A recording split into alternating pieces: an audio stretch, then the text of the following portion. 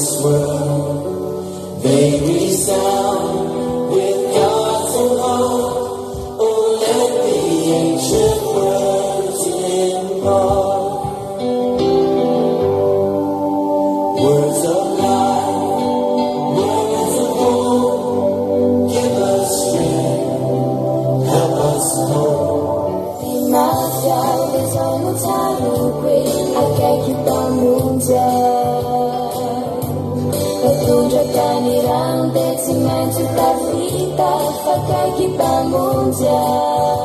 我老是我套，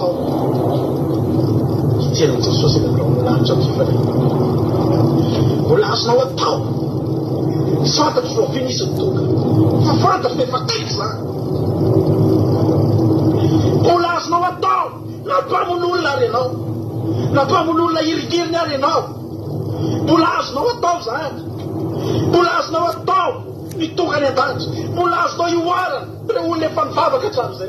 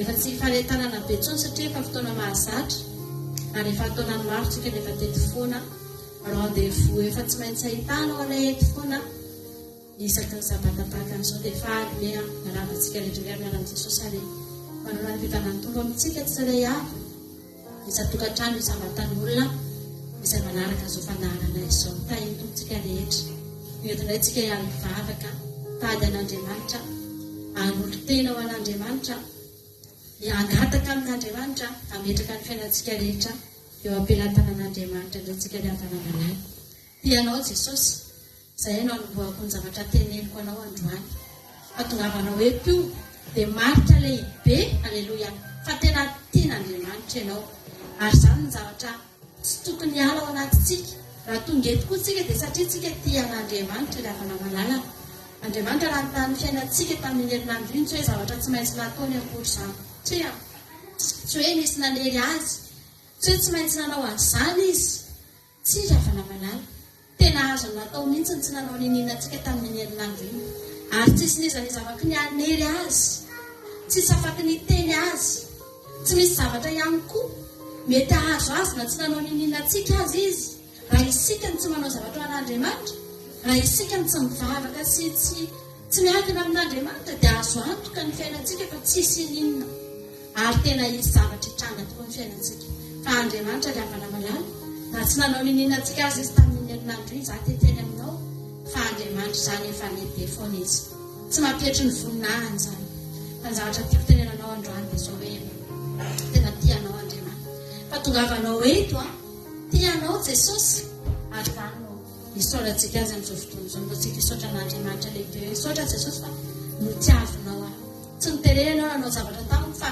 nitereny fitiavana ny tena marina fitiavana nanery azy raha tonga eto koa ianao dia fitiavana koa ny manery anao tonga eto mba hamaly fitian'Andriamanitra ao anatin'ity andro anankiray mimonja ity no mba hahafahantsika miaona amindray vavakantsika amin'izao fotoana izao dia ndaontsika ilondrika eo alohan'izany fanebiazan'Andriamanitra lehibe dia lehibe izany ary hanome voninahitra azy tsika amin'izao fotoana izao eny Jehovah'Andriamanitra misaotranao izay efa tsara ianao, misaotranao izay efa mitiavinao izay mitahinao izay Jehovah'Andriamanitra.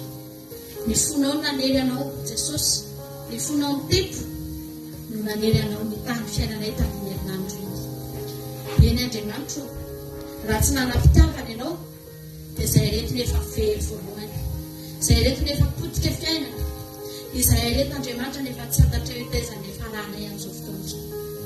Fa soa ihany fa Andriamanitra tena fitiavana ny Andriamanitra iny, ary atongavana eto androany, hitototona eto androany, atonina eto androany. Halleluja.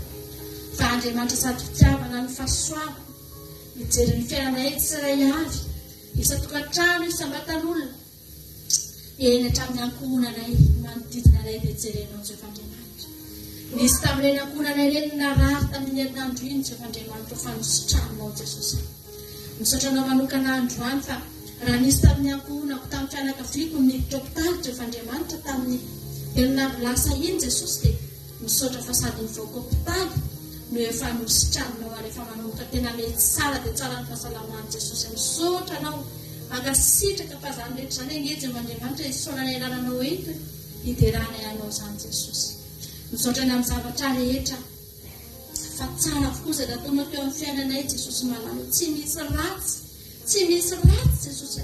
Eto amin'izao tontolo izao ny feno faharatsiana Andriamanitra, eto ny feno fahalotona sy fahotana mampetipetena isan-karazany. Fa ny zavatra avy any an-danitra milatsaka ho anay kosa Jesosy dia tsara avokoa ary isaonany anaranao zany androany. Karakara ny fiainanay ianao mombanay ianao, izao fahavelomanay izao, raha misy olona tonga eto androany fa ao anatin'ny aretina Jesosy, mbola ao anatin'ny aretina izy fa tsy maty. Hoy ny teninao milaza fa mbola misy fanantenana hoe ianao azy rehetra velona Jesosy ahy. Ka raha tonga eto izy androany Andriamanitra mbola velona zany olona zany Jesosy dia isaonany anaranao ny mbola fahatongavana eto androany. Misaotranao Jesosy ahy, misaotra fa tena tsara indrindra amin'ny fiainanay ianao. Ary androany izay tonga eto Andriamanitra satria mahatsapa an'izany izay Jesosy. Eo ihany ny zavatra mety tiana iangatahany eo anatrehanao. Eo ihany Andriamanitra no mety fitarainana tiana mba hoentina amin'ity androany ity, mety efa niomananay mihitsy zany Jesosy malalo. Niomana ho amin'ny fangataham-bavaka izay, niomana ho amin'ny fitondrana ady eo anatrehanao izay, niomana ho amin'ny mety fangatahana satria mety manana ady, mety manana olana Jesosy ahy. Fa androany Andriamanitra hidiranay eo anatrehanao Jesosy eo dia fisaorana sy fiderana satria ianao efa laza hoe midira eo an-kianja, eo vavady amin'ny fisaorana eo an-kianja amin'ny fiderana Jehovah'Andriamanitra. Dia izany hidiranay eo androany Jesosy ahy, tsy mampaninanay amin'ity androany ity na dia ho adininay aza ny mangataka aminao Jesosy, tsy mampaninanay izany na dia ho adininay aza ny mitaraina eo anatrehanao ny amin'ny olana sy ny adina mety aretina Jesosy, tsy mampaninanay Andriamanitra. Fa ny zava-dehibe aminay androany dia tonga eo anatrehanao ilaza sy saotranao, hiteny eto anatrehanao hoe ity ny mpanomponao fa mbola velonaina satria ny velominao soamantsara Jehovah'Andriamanitra. Fantatra efa miadidi ny fiainanay ianao ary ny zavatra rehetra mahatonga ianao anay ny fofonaina Jesosy dia efa tianao omenanay koa ny zavatra rehetra. Fa androany ny fahatsapanay fa tianay ianao zany ny zava-dehibe indrindra ny fiainanay Jehovah'Andriamanitra. Niteranao izay amin'ity androany ity, ataonao zava-dehibe aminay Jesosy araka ny torotenay teto tamin'ny heriny. Fa zava-dehibe aminay zany hoe voavela herika izay, zava-dehibe aminay zany hoe mandray fahasoavana avy aminao izay Jesosy ahy, zany lehibe indrindra avy aminao Jesosy malala. Dia isaoranay ny anaranao masina zany Jehovah'Andriamanitra ho anao ny voninahitra Jesosy ahy, ilan'ny fahasoavanao izay satria tsara ianao. Androany manatrea ny fotoana rehetrrehetra ianao Jesosy, isa-tokantrano isabatan'olona dia aoka ho atrehanao izao fotoana izao Jehovah'Andriamanitra. Halleluja. Tsika rehetra ira zany izany fahasoavanao namonjy anay izao ilay mpanota ratsy indrindra, zao lay mpanota ratsy indrindra,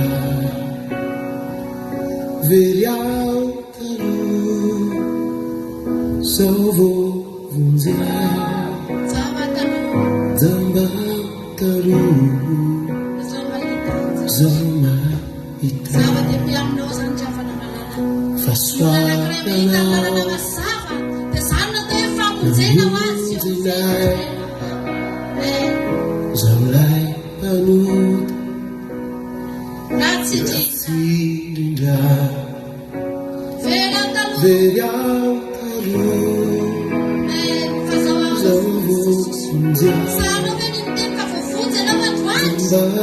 tanong Natin ang sapanosan mo sa katanong sa sa natin. mahita. Hallelujah. Natin ay tanong pa mahirap ang masya.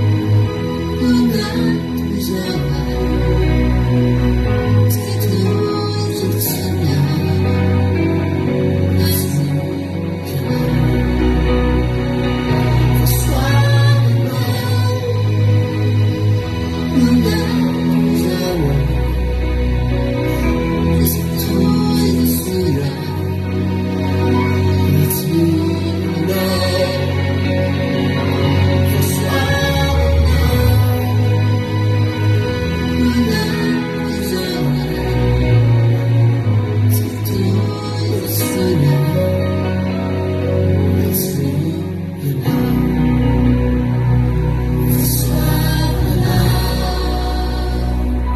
Mabuti na Zalay panunod at sintindaw Veryang talim sa bundiyaw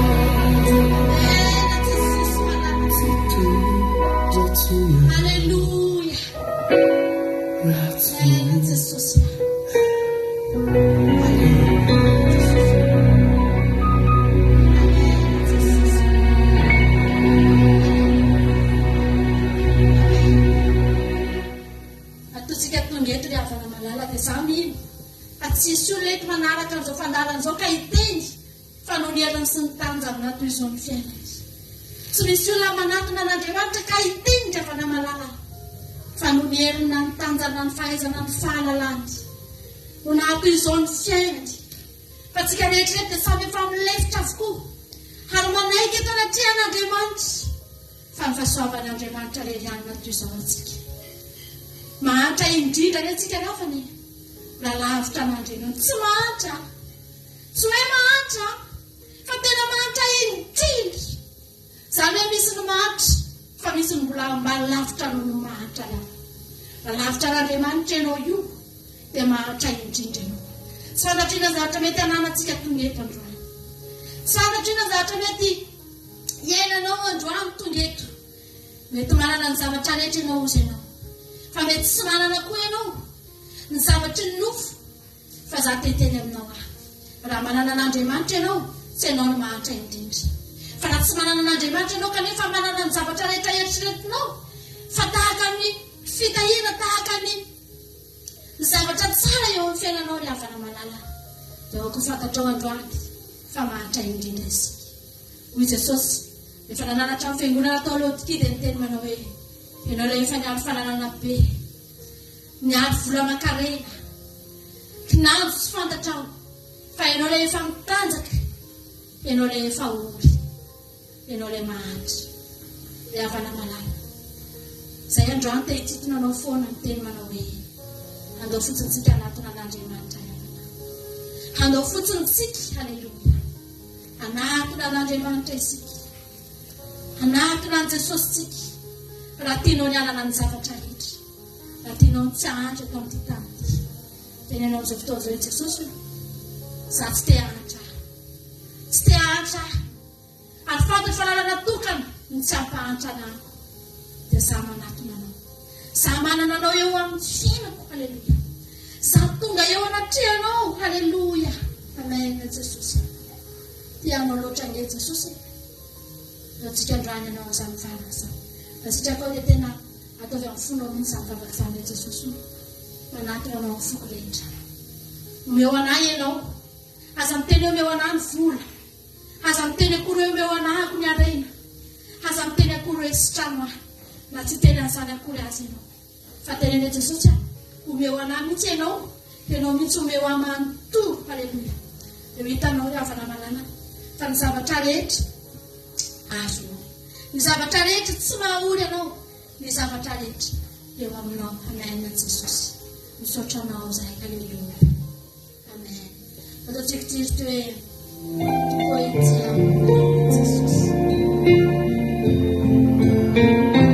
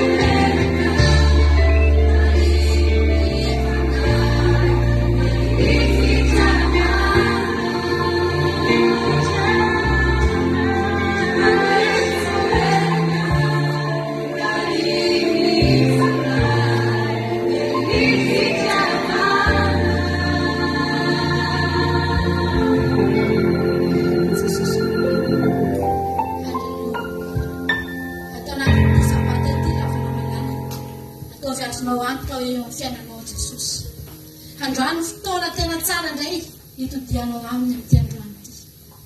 Antsika anatina an'Andriamanitra.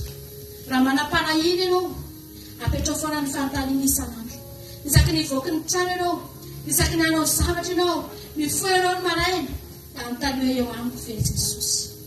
Aza manontany akory hoe inona ny eo an-tanako androany, inona ny zavatra ananako androany, nisy amin'ity zavatra ity hoe ny fiainako androany, ry havana malala. Fa ny fanontaniana apetraka ao dia izao, eo amiko ve Jesosy. Fa rehefa azonao antoka eo aminao Jesosy, dia mandehana soamantsara. Raha mbola tsy azonao antoka eo aminao Jesosy, dia ataovy izay hahatonga anao ho tafaray aminy ry havana malala. Ataovy izay hahatonga anao nanantoka fa misy Jesosy miala mandeha aminao. Fa mampatahotra ny fiainana tsy manana an'Andriamanitra ry havana malala. Mampangorohoro ny fiainana tsisy Jesosy ry havana malala. Fa tsy mampatahotra mihitsy ny fiainana manana an'Andriamanitra. Androany, tsika amin'izao fotoana izao angapitra ny rahan'i Jesosy indray andakotra ny fiainantsika. Amin'ny herinandro io, haleluia. Teneno hoe Jesosy arako fiamin'ny rano aho. Ny rahan'i Jesosy ihany ny fanafody mahery vaiky, nomena teto ambonin'ity tany ity, fa afaka mandresy ny fanaratsy isan-karazany ry havana malala. Tsy misy fanafody eny amin'ny farmasia zany. Tsy misy zavatra hita ny dokotera zany, na ny siantifika ny havana. Fa ny rahan'i Jesosy ihany no fanafody tokana nomena teto amin'ity tany ity, ahafahantsika mandresy, ahafahantsika manana fiainana, ahafahantsika voaro amin'ny zavatra rehetra. Haleluia. Anataony rahan'i Jesosy amin'izao fotoana izao. Atolory ny tenanao dia teneno, za Jesosy nakofy amin'ny rano aho. Omeo anao ilay fanafody, hatrany anatiny ka hatraty ivelany, sady sotroko, sady mikorina ny anako, no mandrakotra ny tenako manontolo. Haleluia. Zany rahan'i Jesosy zany. Ampy atsika zany ry havana, andresentsika ny ratsy eto amin'ity tany ity. Raha nisy fampetimpetenana tamin'ny herinandro iny ireny ao mihitsy tafasaraka tamin'Andriamanitra ianao. Fotoana androany, iverenantsika amin'ny Jesosy indray. Teneneo Jesosy malala. Mety ny fafana noho ny amin'ny alalan'ny fahotana sy ny faharatsiana ny rahan'i Jesosy teny amintsika. Voafafa, no fafana ny devoly, no fafana ny fahotana. Nisy rahan'i Jesosy nandrakotra ihany teny aminao teny. Nisy rahan-korina ihany teny anatinao tany. Fa vokatry ny fahotana nataontsika dia voafafa indray zany, niala indray zany. Fa androany avereny indray. Angatao indray ny rahan'i Jesosy amin'izao fotoana izao Jesosy afafaza ty amiko ny ranao, akoriana ty amiko ny ranao. Haleluia.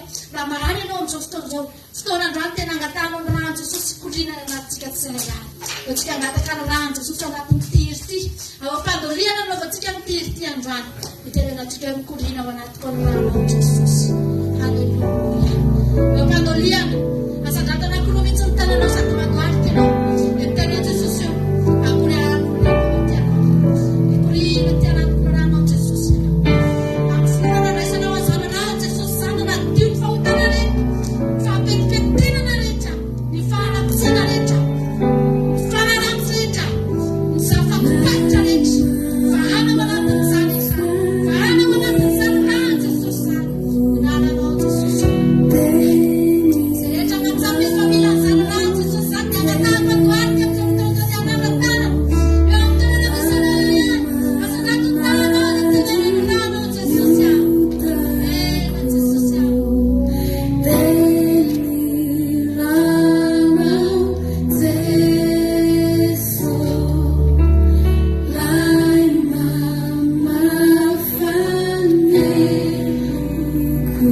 Ena ranao Jesosy. Samy mangataka ny rahan'i Jesosy sika rehetrarehetra. Kasi mihitsy ny sonao dia teneny tananao ilany ny sanana dia tananao ilany eo amin'ny fonao. Sady madoarika ianao no Jesosy aho. Akoriano ny ranao iny ty aho. Raisiko ny ranao ikorina ny fiainana. Haleluia. Mikorina anatiko aho.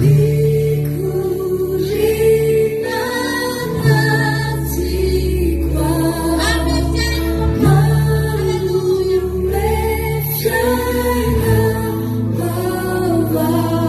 Afaka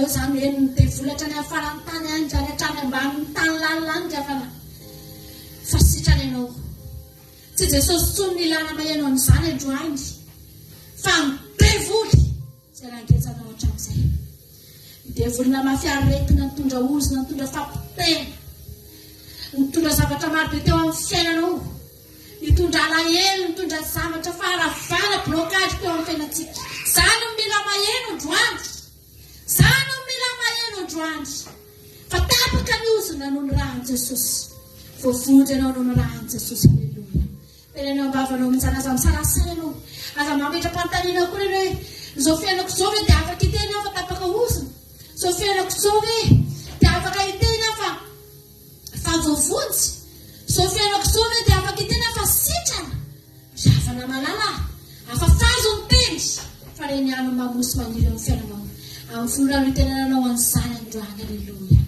amin'ny finoana no itenenanao an'izany androany misaotra Jesosy malalo misaotra Jesosy malalo fa Andriamanitra tsara safitanao tsara ianao aleluia tianao Jesosy amen samy miteny anaty tokantrano any ianao le manana zavatra io mihitsy ianao le manana blocage io mihitsy ianao le manana aretina tsy mety sitrany io mihitsy ianao le manana zavatra tena faran'izay sarotra io mihitsy ianao mihitsy androany teny hoe amin'ny anaranao Jesosy noho ny ranao Jesosy malalo tsy noho ny fanafodiny dokotera Jesosy malalo tsy noho ny zavatra nomen'ny siansa Jesosy malalo tsy noho ny zavatra nomeny olombelona fa noho ny raza nomenao teo amin'ny azy fitsarena halleluia amen Jesosy malalo atsika anao antiry ty hoe namandalo any sarotra zay Jesosy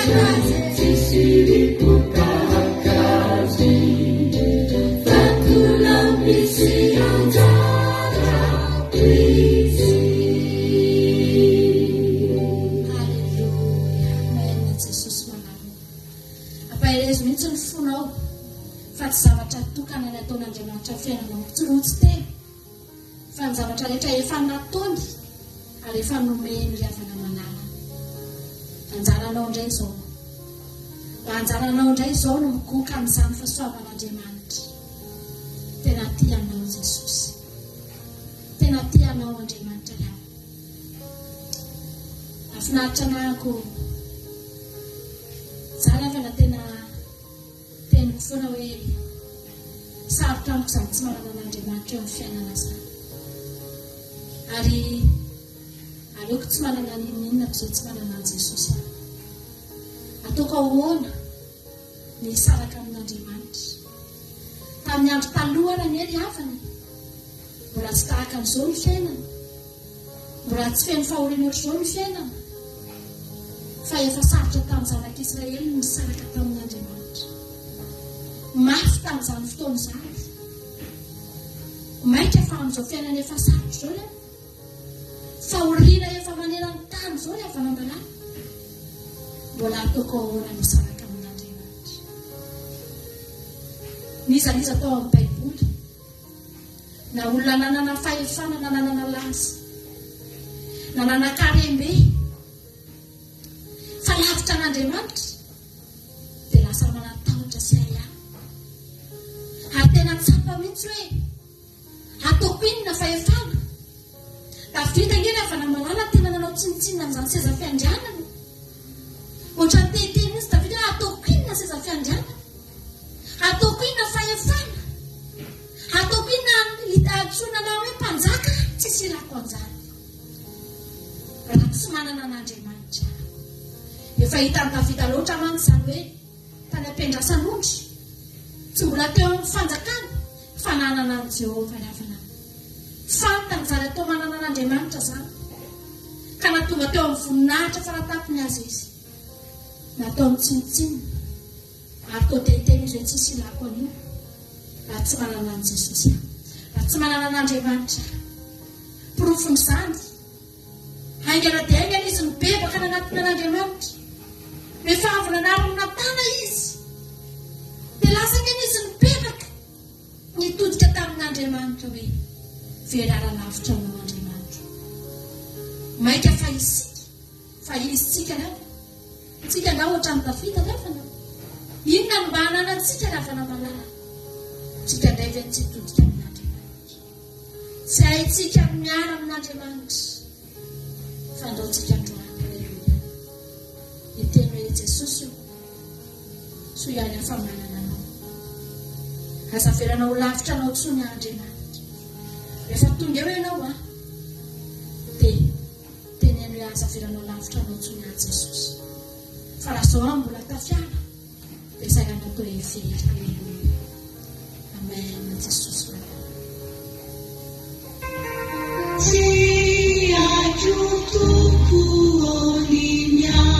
la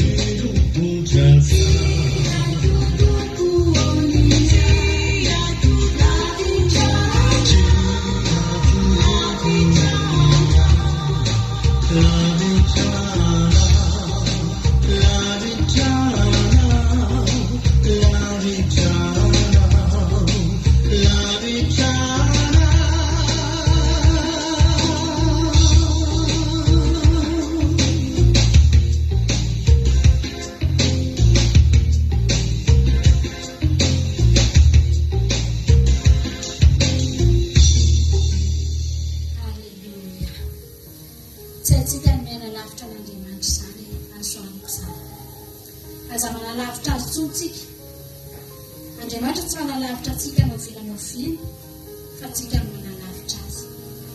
Tsika foana nomezaka mandao amin'ny trano mahafinaritra io ilavana malala. Betsaka ny olona ny te-hiala eo an-tranon'io iray io satria ny olona sady tsy tia an'ilay iray no tsy nahatsapa ihany koa hoe tian'ilay iray. Raha misy trano anankiray ve ilavana malala, ny olona ao anatin'io trano io maneho fitiavana anao isan'andro isan'andro dia mbola te-hiala ao ve ianao. Na dia tsy tianao azy ao, mipetraka ao ihany ianao satria fantatra fa ny olona ao tena tianao. Ny olona ao tsy mahafoy ianao dia mety mijanonao ihany ianao. Maika fa Andriamanitra ilavana malala hijanona ao an-trano indray dia aza miala eo fa tena tianao Jesosy. Antsika rehetra anao an'ity raha mahafinaritra ity androany. Izany izao te-hampahery anao. Samy ianao vao tonga eto, mety sendra manaraka an'izao fanarana izao ianao na mety rehefa eto foana koa ianao dia tsika nge afana tonga eto lany eto nge ny androntsika ray manontolo ny avana malala fa za teteny aminao. Fa raha misy fotoana tsy verimaina indrindra, aleluia, dia ny fotoana irahantsika amin'Andriamanitra. Ohatrany eto izany tsika dia ohatrany tsy manao ninina. Fa mihetsika ataon'Andriamanitra amin'izao fotoana izao tsy fantasitsika. Tsy haitsika ny zavatra ataon'Andriamanitra amin'izao fotoana izao, halleluia. Fa misy hetsika ataon'Andriamanitra any ambadika any. Misy zavatra ataon'Andriamanitra amin'ny fiainanao any. Ary ny tena marina. Misy ny herinandronao mihitsy efa voahoman'Andriamanitra sahady amin'ity androany ity. Tanao ohatra tsika rehefa hoe andeha amin'ny zavatra tsika dia mandritry ny herinandro efa mipetraka ny planina rehetrarehetra hoe eto na tsinainy izao ny zavatra ataon'ity zanako ity, talata izao ny lalana ny an'ity zanako ity. Fa ato anatin'ity sabata ity ny elavan'Andriamanitra mandamina n'izany fiainantsika izany. Tsika eto midera azy fa misy hetsika ataon'Andriamanitra ao ambadika ao. Aza manany ampitso ny tenin'Andriamanitra fa avelao ny ampitso ny anany azy. Fa izy ary nanany ampitsonao izy any anany ampisonao rehefa tsy ianao ka izy le niteny ihany ingeny fa no anany ampitsontsika rehetrarehetra. Andamina ny fiainantsika Andriamanitra fa isika eto mitera azy fotsiny. Efa voasoratra ao anao ny fandresena, halleluia, fa nataonao androany no tsika hibanjina an'Andriamanitra fotsiny. Eo hitanao ny fahasoavana mirotsaka eo amin'ny fiainanao. Misaotra Jesosy, misaotra Jehovah-Andriamanitra, halleluia.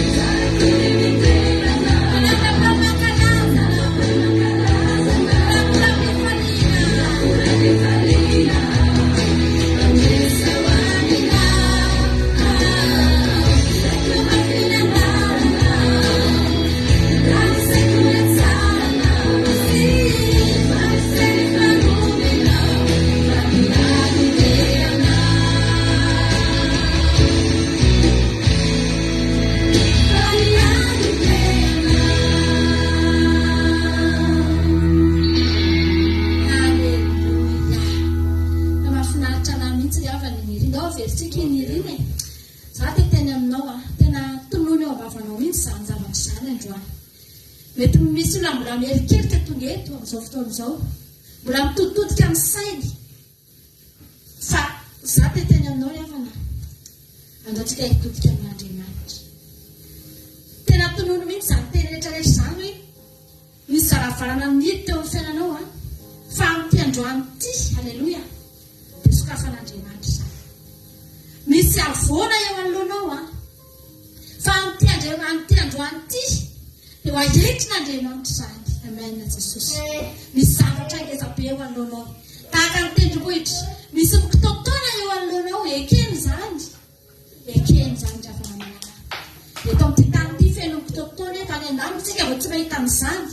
Any ny lalana volamena dia malama tsara, tsy misy lalana amboarina intsony any.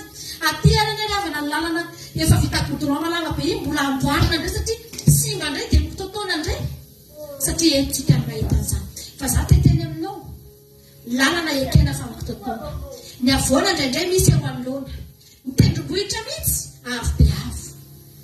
Fa hoy ny tenin'Andriamanitra, na dia manana fonona tahaka ny voatsinapy aza ianareo, ka hibaiko ny tendrombohitra io, ny anjerany an-dranomasina, dia ny anjery izany. Halleloia. Androany finoana natongavanao eto, finoana nanaranao an'ity fotoam-bavaka ity, finoana mideranao an'Andriamanitra eto, mitenena amin'izay ny tendrombohitra lehibe, ny anjerany an-dranomasina, ry avoana lehibe, ny anjerany an-dranomasina. Halleloia. Ry varavarana midy mivoaka amin'ny anaran'i Jesosy. Azonao baikoana io raha manana finoana ianao. Nao ataontsika izany izany, averintsika izany izany androany, tena atao amin'ny finoana, efa voasoratra ao anao ny fandresena. Halleloia.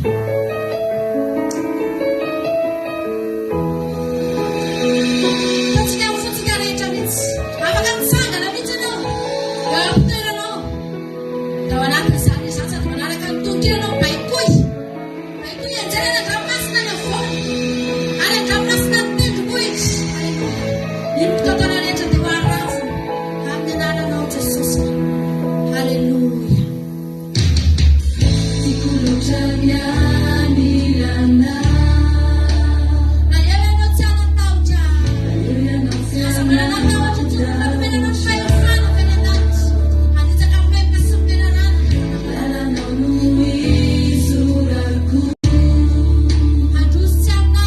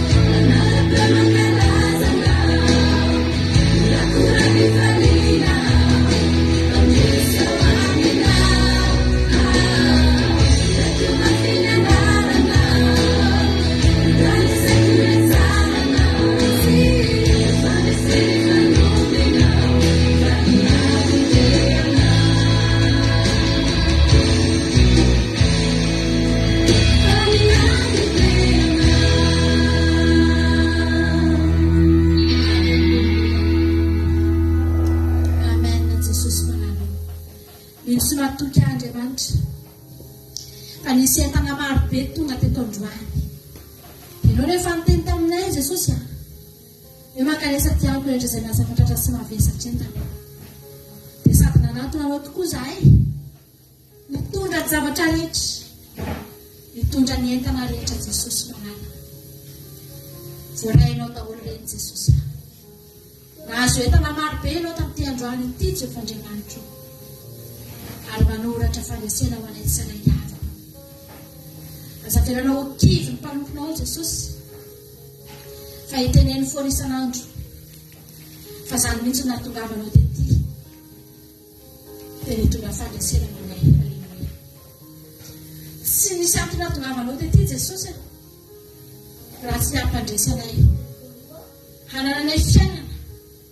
Vao tonga tety fotsiny ianao, vao nanomboka niseho tamin'ny Mahandriamanitra anao fotsiny ianao, dia fanasitranana no nomenao olona maro, vahoaka maro, fanafahana no nomenao. Tsy mbola niady fiainana mandrakizay ireny olona ireny, tsy mbola niady hoe tonga any an-danitra ireny olona ireny, fa vao nisehonao fotsiny dia ny asa voalohany nataonao Jehovah Andriamanitra, nataonao Jesosy, dia nanasitrana, nanangana, aleluia, nanova fiainana, aleluia. Amen Jesosy. Tsy diso adala amin'izany reto mpanomponao reto ho any an-danitra nge zay Jesosy. Ny lanitra aza homaninao ho anay, ko maika va fa sombonsombony kely inge Andriamanitra izany fanasitranana, izany vahaolana kely indrindra izany. Angatahako Jesosy malala mba ho ataonao ho an'ny tsirairay avy izay tonga eto, izany fandresena lehibe izany Jehovah Andriamanitra. Ary dia tanteraka tokoa ny iranay teo fa ho tany sainay ny atsaranao. Inona moa Andriamanitra natsaranao ho tany sainay eto amin'ity tany ity? Any an-danitra nge zay tsy hitanisan'ny fahatsaranao tsony Andriamanitra, any izay efa miaina n'izany sisa, dia mahita n'izany sisa. Fa ento izay ny afaka mitanisan'izany ho an'ny olona izay mbola tsy mahafantatra anao, ho an'ny olona mbola tsy mahalala anao Jesosy. Eto izay no anehoanao fahagagana, eto izay no ampahitanao ny voninahitra ao, dia hitaniny isany fahatsaranao izay Jehova. Misaotra Jehovah Andriamanitra, anao leriany ny voninahitra, misaotra fa mampahely anay. Aleluia. Amen. Tianao Jesosy ny amana, ataontsika tira anankiray ty androany, hitirantsika ao anatin'ny tenin'Andriamanitra. Mbola teteny aminao foana hoe fandresanao miaraka amin'ny Jesosy. Tsy natokana ho resy ianao ary tsy voasoratra ho resy izany tsika. Fandresena no menantsika rehefa mitoy makany an-danitra izany fandresantsika izany, fa tsy mijanona eto, tsy mijanona ao am-pasana, fa mandrakizay tsika raha malala. Dia hiloka an'izany fahatsaran'Andriamanitra. Tianao Jesosy, samy mahery. Aleluia.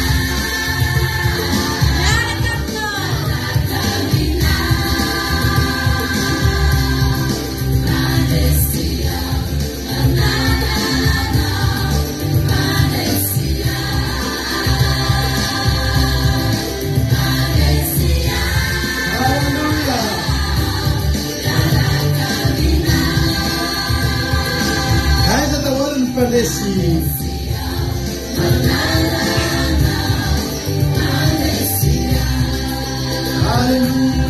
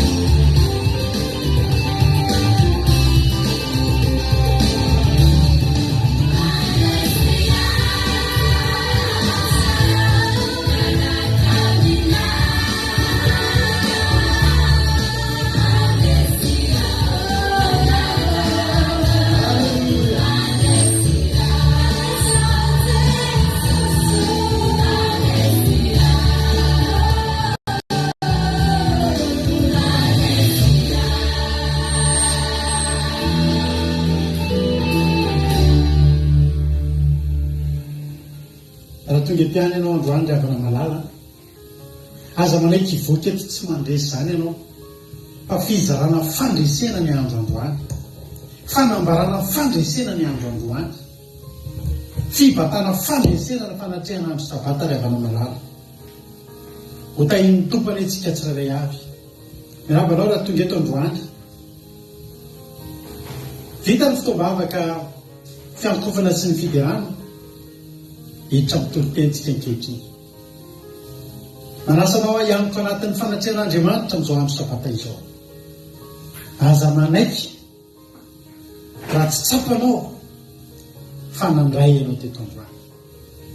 Aza manaiky hiala eo zany raha tsy tsapanao fa voky ianao, satria mizarana sakafo ianao androany.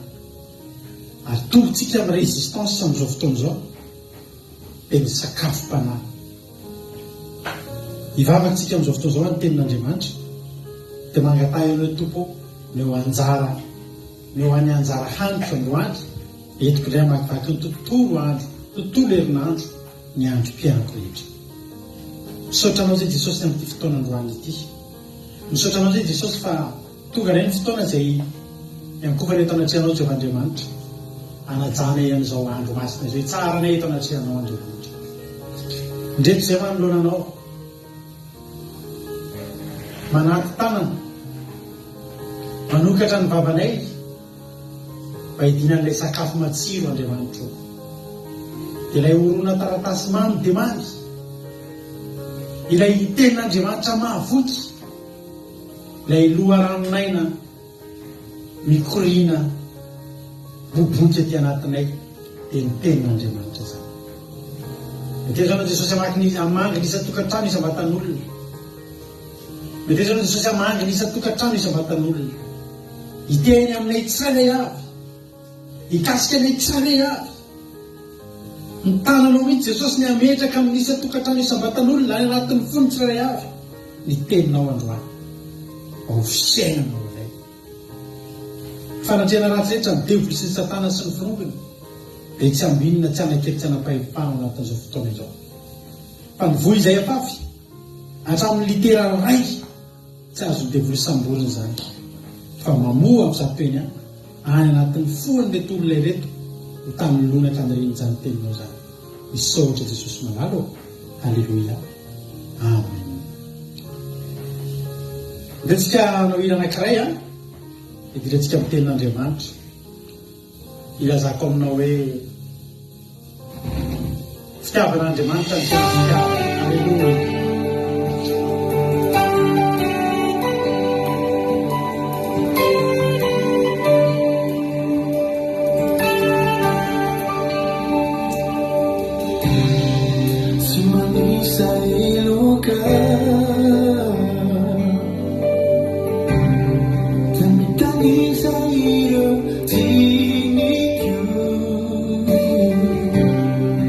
From the hour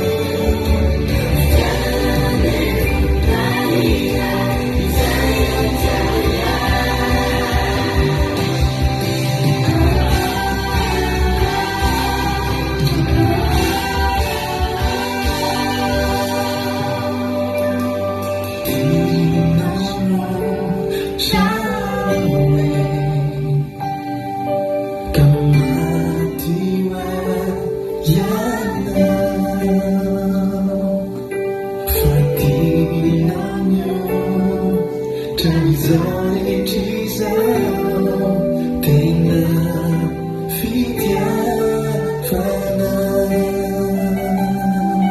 tena fitiavana.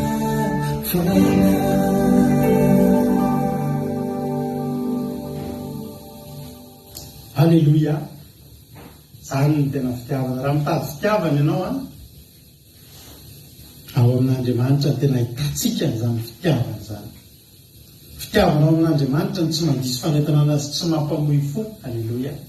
Tena fitiavana, ary fitiavana mandrakizay. Ary fitiavana tena maharitra, ary fitiavana tena tsy misy fitaka, tsy misy fiatsalam-belatsika, ary tsy misy tambiny.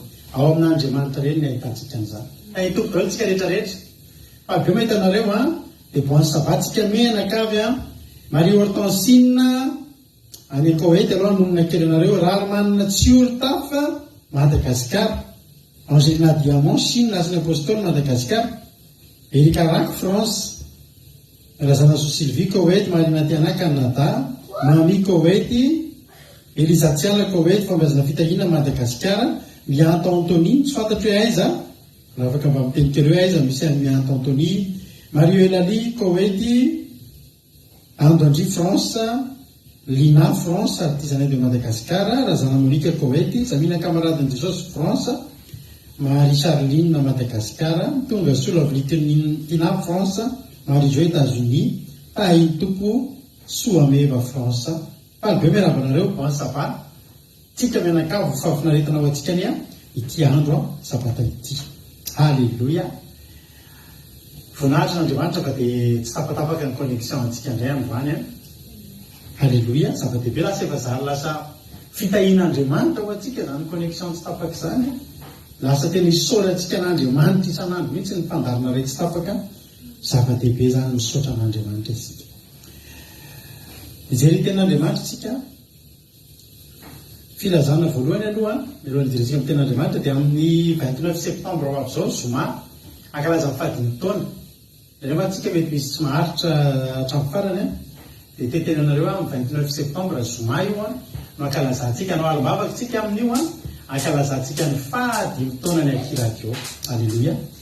Ankalazantsika ny fahadimy taona ny Aki Radio. No alimbavaka tsika milavalava fotoana tsika anatin'ny vavaka fiambena ny aloha avy nisan-drata vavaka fiambena na alimbavaka io fa tsy mitovy amin'ny isan'andro satria maromaro ny zavatra ataontsika ao. Mety misy fizarana fahatsiarovanao ao koa ny famakiana ny firarian-tsoa avy aminareo amin'ny groupe izay mare sy anareo mpijery. Misy aminareo zany hoe mba tena nahita fahasoavanareo tanatin'izao fandarana izao, mba nakasika anareo mety misy voka ny tsapaitanana tamin'ny fiainanareo ny fiainam-panahynareo indrindra ity fandarana ity sy ny fiainanareo ny Aki Radio dia afaka mandefy anareo firarian-tsoa 1 minitra eo ray minitra sasany eo mety misy fitsona vavolombelona tsy fantatro teny mamy etsika andravahana ny fotoana dia afaka alefa anareo MP aminay vidéo ka alefantsika ny alina io. Dia ny sabata 30 septembre tsika ety faly ankalazan'izany fahadimy taona izany. Averiko foana fa kely zany 10 taona zany raha miohatra amin'ny 20 taona ny fankalazana hafa na 100 taona na 20 taona na 10 taona. Fa ao anay ny andro anankiray mitombo dia isaoranay an'Andriamanitra. Koa dia manasa anareo amin'ny 29 septembre io eto ny zanaka manjafy. Invitena ny mainto milady sy ny zanaka pelezana. Halleloia. Ho avy daholo afinaritra ny fotoana tsika io. Ny filazana afaka mandefa an'izay nareo MP anay. Ka ny 29 septembre tsika nanao an'ilay izy dia ny vidéo anareo zany mba hiangaviana indrindra tanandroa tompoko mba ho tonga ny talata farafatarany ny talata 26 septembre. Atony zany talata 26 septembre zany ny fandraisana farany an'ilay vidéo. Dia misaotra anareo fa nisy aminareo sady nahatonga. Alleluia. Dia Jesosy koa ny avy nafaingana ny fahalimbavaka sy ny fahasoavana ny aminareo reny nahatonga voalohany indrindra reny 26 septembre zany nandraisantsika an'izay vidéo zay farany satria mbola anaovana montage kely moa izy mba afaka ifalitsika amezika voninahitra an'Andriamanitra ny 29 septembre. Alleloia, 5 taona. Mety miteny amintsika ohatra tsy dia miova mihitsy, tsy dia misy fiovana mihitsy leo amin'ny akira zao fa ny eo ihany ny toriteny isaky ny adiny telo dia hirahira dia ento. Ny tena zava-dehibe indrindra ho anay amin'io raha dia hoe tamin'ny voanokatra an'io betsaka ny mba vinavina atao anatiny atao asinan'izao atao asinan'izao. Ny tena marina tsy araka ilay izy. Dia ny tena zava-dehibe ny masoanay ngambany za mino fa raha web radio na radio fantatritsika rehetra ngambany eto amintsika eto ny misy toriteny besiny satria tenin'Andriamanitra le hira fanampiny fa le tenin'Andriamanitra ny tena ny masoana hatramin'izay ka hatramin'izao. Dia tenin'Andriamanitra ny tena misongadina ao anatiny io zany raha menao io zany hoe tsy dia hay amin'ny zavatra firy, tsisy filazam-baovao ao, tsisy filazana toetrandro ao, fa hirany ao dia toriteny ny tena betsaka. Saika toriteny fa rehefa misy toriteny ary maharitra adiny roa sasany dia atsasakadiny ihany sisa mihira dia fitonga indray toriteny manaraka. Zay no mba mahakiradio ny akiradio. Halleloia. Ahitokotsika rehetrarehetra efa hainy aina mahesory izy amin'ny olona tonga taty voalohany rehefa soimpe amiko ary raha hainao. Zay misaotra ny marinaty anahana nefa ny famidinana. Zay Alleloia. Rahavavy ny Anitra Clarisse ny mianto Antony any Maurice. Halleloia. Tarao hoe mitovy ihany ny zanak'Apeleza misaotra ny Anitra Clarisse satria matotongeto ny zandriny dia tsy maintsy avy taminy ihany zany dia misaotra indrindra. Tahin' Jesosy isika rehetra zao isika izay ten'Andriamanitra amin'izay tsika avidiny ny filazana. Ijery eo boky ny Genesis tsika miova baiboly mihitsy andro satria baiboly taloha tsy raviny vitsivitsy raha sarotra be mamaky ny Genesis satria efa ratsy be ilay page dia miova baiboly mihitsy andro Genesis toko voalohany verina any amin'ny famoronana mihitsy tsika androany. Halleloia. Genesis toko voalohany manomboka amin'ny andiny faraika ambe folo no vakitsika. Sao hoe andao vakitsika hatramin'ny andiny voalohany fino mahamaky atsika. Genesis toko voalohany dia voalohany namoronan'Andriamanitra izao tontolo izao. Ianaran'i Jesosy. Tamin'ny voalohany Andriamanitra nahary ny lanitra sy ny tany. Ary ny tany dia tsy misy endrika sady foana ary aizina tambonin'ny lalina ary fanahin'Andriamanitra nanomba tambonin'ny rano. Ary Andriamanitra nanao hoe misy mazava dia nisy mazava. Ary hitan'Andriamanitra fa tsara ny mazava. Ary nampitsarahan'Andriamanitra ny mazava sy ny maizina. Ary Andriamanitra nanao ny mazava hoe andro ary maizina natao hoe alina. Dia nisy ny hariva dia nisy ny maraina andro voalohany izany. Zany natonga antsika ny fampiarahavatratra sabata maly hariva satria ny alina aloha ny andro voalohany zany tsy ny maraina vao ny alina fa ny alina sy ny maraina no manano mitambatra lasa andro anankiray. Zay ny andro voalohany. Ary Andriamanitra nanao hoe misy avakavaka eo anelanelany rano ary aoka misaraka ny rano amin'ny rano izy. Ary Andriamanitra no ny avakavaka ka nampisaraka ny rano ambanin'ny avakavaka tamin'ny rano ambony ny avakavaka ny océan sy ny orana zany dia nisy zany. Ary Andriamanitra nanao ny avakavaka hoe lanitra dia nisy ny hariva ary nisy ny maraina dia andro faharoa zay. Ndiny fasivitsika izao. Ary Andriamanitra nanao hoe aoka hiangona amin'ny rano ambonin'ny lanitra ambanin'ny lanitra hoe eo amin'ny fitoerana iray ary aoka iseho ny maina dia nisy zany. Ary Andriamanitra nanao ny maina hoe tany ary ny rano tafangana natao hoe ranomasina ary hitan'Andriamanitra fa tsara izy. Halleloia. Amen. Andiny faraika ambe folo zao. Ary Andriamanitra nanao hoe eo zany vita zany ny fikarakarana ny lanitra sy ny tany. Navarina ny lanitra sy izay any amin'ny party ny lanitra dia ny rano ambonin'ny lanitra dia tonga koa ny nanaovana ny rano ambanin'ny lanitra dia nasena nivoaka ny tany dia nisy ny tany dia nisy ny rano. Zay zany. Ny ranomasina zany nisy voalohany vao ny tany. Halleloia. Vita zay. Anomboka hanao ny décoration amin'izay Andriamanitra. Halleloia. Vita zany ny gros œuvre raha tsika nanao trano dia vita ny gros œuvre ozy tsika. Vita ny tafo, vita ny rindrina, vita ny ambaniny, fanao. ny finition zay andriamanitra ny pitsopitso ny rehetrarehetra iny paraky ny vola ary andriamanitra nanao hoe aoka ny tany any ahitra sy anana ary ahitra sy anana mamoa ary hazo fihinam-boa izay mamoa sa miaraka ny karazany avy ka manamboa ao aminy eny ambonin'ny tany dia nisy izany ary tanina niry ahitra sy anana mamoa sa miaraka ny karazany avy ary hazo mamoa izay manamboa avy aminy ao aminy sa miaraka ny karazany avy ary hitan'andriamanitra fa tsara zany ary hitan'andriamanitra fa tsara zany dia nisy ny hariva ary nisy ny maraina andro fahatelo ny andro fahatelo zany natokan'andriamanitra ny karakarana ny zavatra rehetra izay tambonin'ny tany ny zava-maniry rehetrarehetra tao ambonin'ny tany andiny mivatra be folo niditra amin'ny andro faefatra andriamanitra ary andriamanitra nanao hoe misy fahazavana eny amin'ny habakabaka ny lanitra voaloha mazy mbola nisaraka fotsiny a gros œuvre va vita fotsiny vita be ohatr'izao zany hoe lanitra tany ranomasina fa le lanitra io mbola tsy nisy nininona ihany koa fa ozy andriamanitra hoe raha ho asiko fanatsarana ny tany dia ho asiko fanatsarana ny lanitra ary nisy fanazavana teny amin'ny habakabaky ny lanitra ampisaraka ny andro sy ny alina ary aoka ny famantarana sy ho fotoana ary ho andro sy taona ireo ary aoka ny fanazavana eny amin'ny habakabaky ny lanitra izy anazava eny ambonin'ny tany dia nisy zany ary andriamanitra no fanazavana roa lehibe dia ny fanazavana lehibe ho mpanapaka ny andro masoandro zany ary ny fanazavana kely ho mpanapaka ny alina dia ny volana ary manampy izy hoe sy ny kitana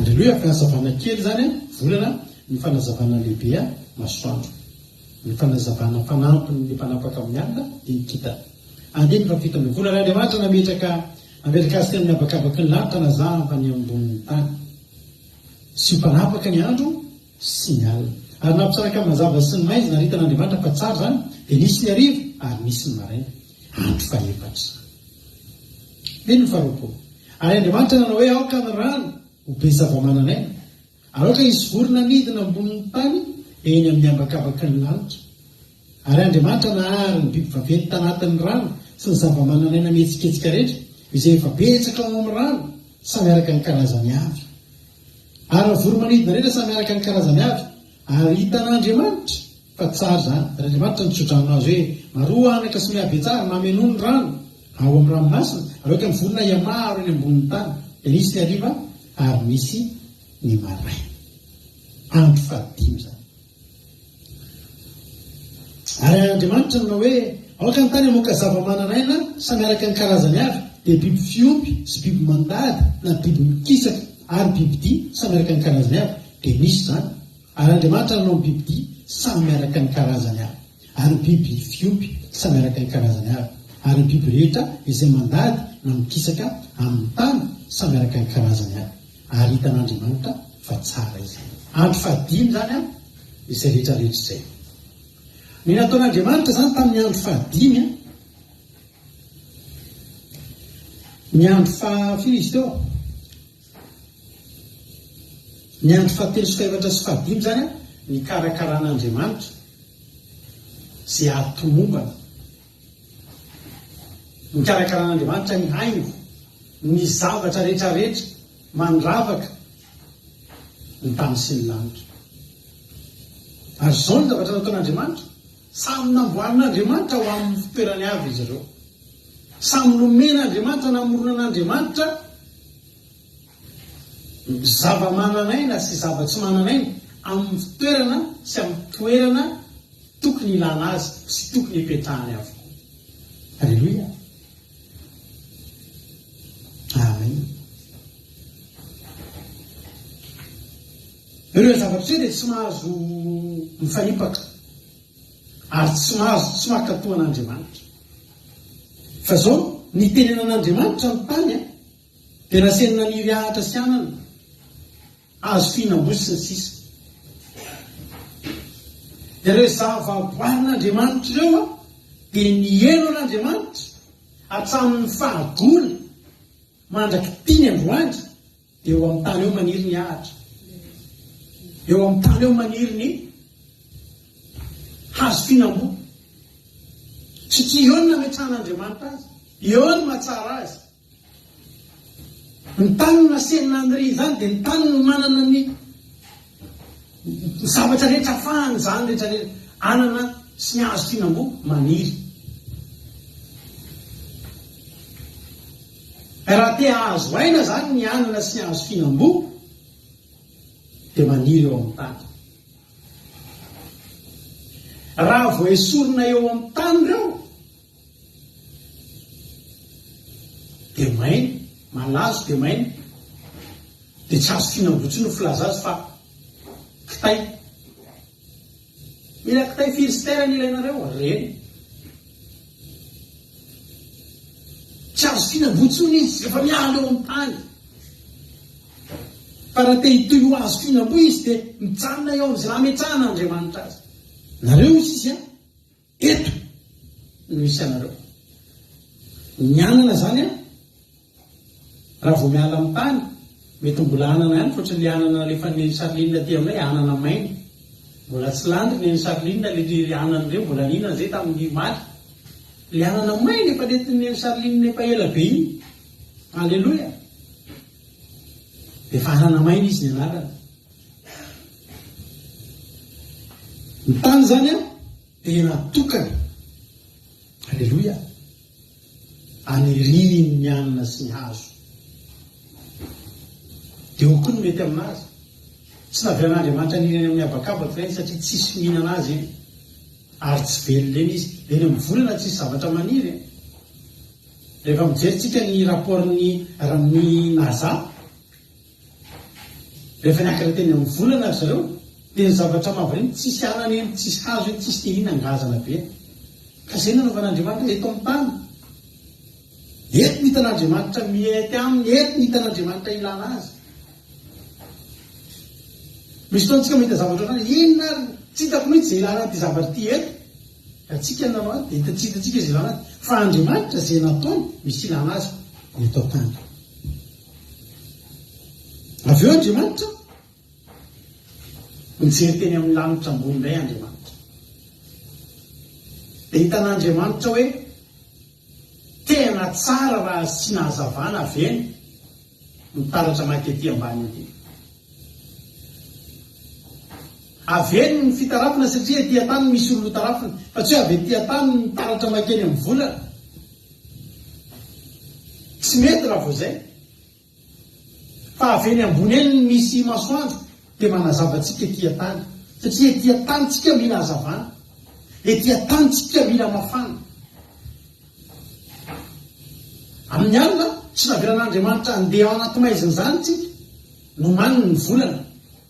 Ary izy Andriamanitra hoe satria ianao ny volana somary fahazavana kelikely kokoa, dia ao fa ampiana ianao, ampiana kintana. Dia kintana sy ny volana manazava. Tsy manazava ihany fa haingo. Mahafinaritra indray mijery ny lanitra amin'ny alina. Mahita karazana kintana sy volana mamirapiratra ianao. Ohatran'ilay amin'ilay ao amin'ilay fognan'ny fandarantsika rehefa vavaka fiambenana nanomboka tamin'ity entrée ty. Zay. Ary ireo rehetrarehetra ireo dia samy napetraka Andriamanitra tamin'ny toerana. Eny no mety amin'ny volana sy ny kintana sy ny masoandro. Dia avy eo nanao indray Andriamanitra any amin'ny andro fahadimy izy nanao zavatra be dia be. Dia ilay rano efa nataony io nasiany zava-manan'aina amin'izay tao, trondro be dia be, baleine, dauphin, nasiany karazana zava-manan'aina atao anaty rano tao. Dia namorona koa izy zava-manan'aina eny amin'ny habakabaka reny, manidina indray ny voromahery, ny voromailala sy ny sisa. Dia teto an-tany koa nasiany mikisaka amin'izay bibilava sy ny rehetrarehetra. Ireo rehetrarehetra ireo koa raha teo velona ireo dia manaja ny tenin'Andriamanitra. Voromahery iny eny amin'ny habakabaka mihitsy ny mampety azy. Fa raha iny ny asianao mandeha tongotra mipita arabe ty, mipita ny voromahery, mandehandeha eny an-tsena eny voromahery, maty vetivety ny voromahery, tsy mety aminazy zany. tsy mety fa eny amin'ny abakabaka mihitsy ny mety aminy. Tsy afaka miainana anaty rano ny voromahery fa mipoka trondro vetivety fotsiny dia mivoaka ny azony atao, ary ny trondro any anaty rano ihany no mety aminy.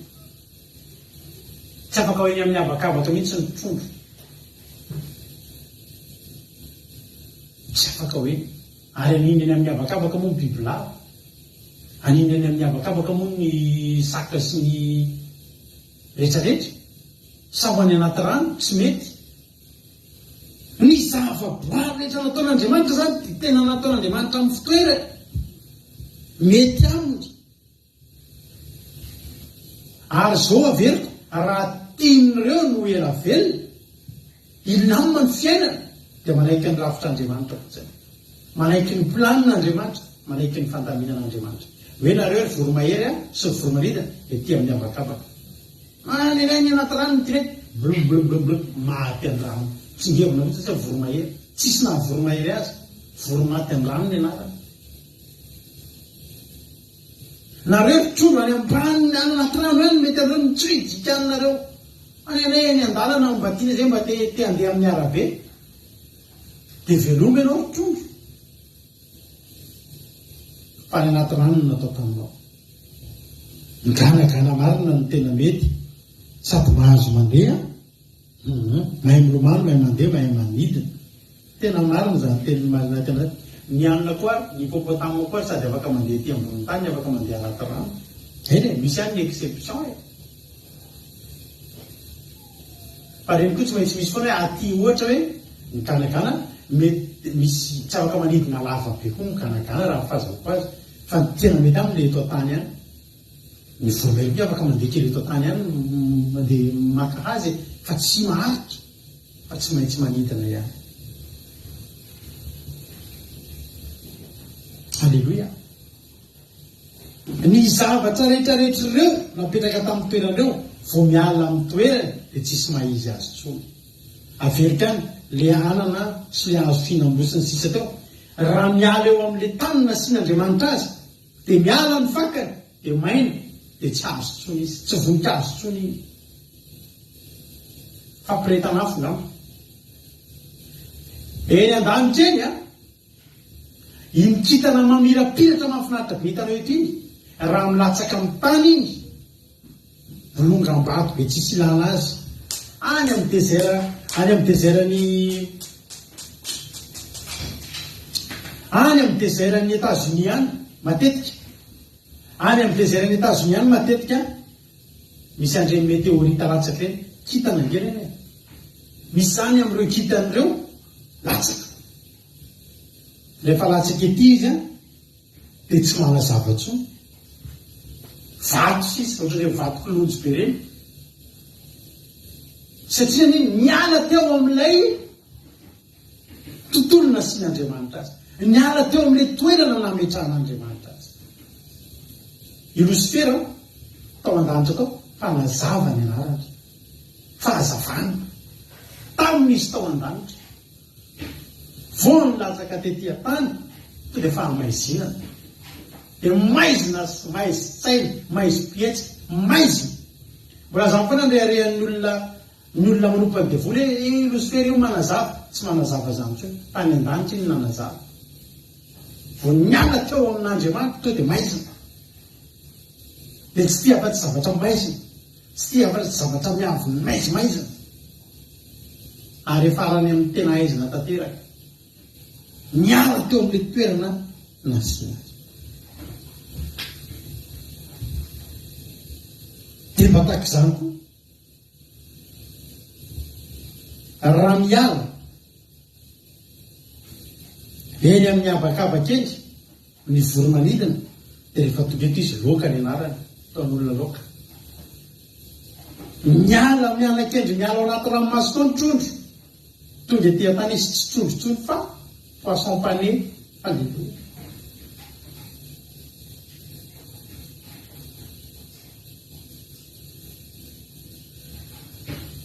Ny saka ndrena miala eto amin'ny tany midina anaty rano, efa saka maty izy miverina avy any. Zay ny lalàna napetraka Andriamanitra. ary ny lamina indrindra ireo mandraky tia ny androany, mandraky tia ny androany. Ireo asa tanan'Andriamanitra ireo no fatra-panaja an'Andriamanitra, mipetraka hatramin'ny famoronana dia manaja an'Andriamanitra ireo a. Eto ny toeranareo, eny tompoko, eny anapakapaka nareo hitana oui Jehova. Nareo ritro any anaty rano blu oui Jehova blu. Tsy nandika an'izany reo. Andriamanitra nahita fa tsara zany, ary hitan'Andriamanitra fa tsara izany, tsy dia adevitra tsony reo hoe Jehova ary mety hoe tsara hoe. Fa izao ny avana malala tonga ny andro fahenina, izay andro lehibe indrindra tamin'ny andro famoronan'Andriamanitra. Mbola misy ny tena lehibe ny andro fafito, fa ny andro fahenina raha misy ny zavatra izay noforon'Andriamanitra dia niavaka ny andro fahenina naky tenin'Andriamanitra tsika. Andiny fahenina amby roapolo amin'ny Genesis toko voalohany. Ary Andriamanitra nanao hoe poisson frite marina izy raha efa niakatra izy zay dia efa poisson frite izy zay. Andiny fahenina amby roapolo, Genesis toko voalohany. Ary Andriamanitra nanao hoe andeha isika morona olona tahaka ny endritsika araka ny tarehintsika, araka izy anjaka amin'ny hazan-drano, amin'ny ranomasina sy ny voromanidina sy ny biby fiompy sy ny tany rehetra sy ny biby rehetra mandady sy mikisaka amin'ny tany. Ary Andriamanitra nahary olona tahaka ny endriny, tahaka ny endrik'Andriamanitra no namoronany azy, lahy sy vavy no namoronany azy. Nahavariana hatramin'izay Andriamanitra miteny hoe aoka ny tany aniry ahitra sy anana mamoa, aoka ny abakabaka isy hazavana sy kitana sy volana, aoka ny ranomasina isy zavamanana.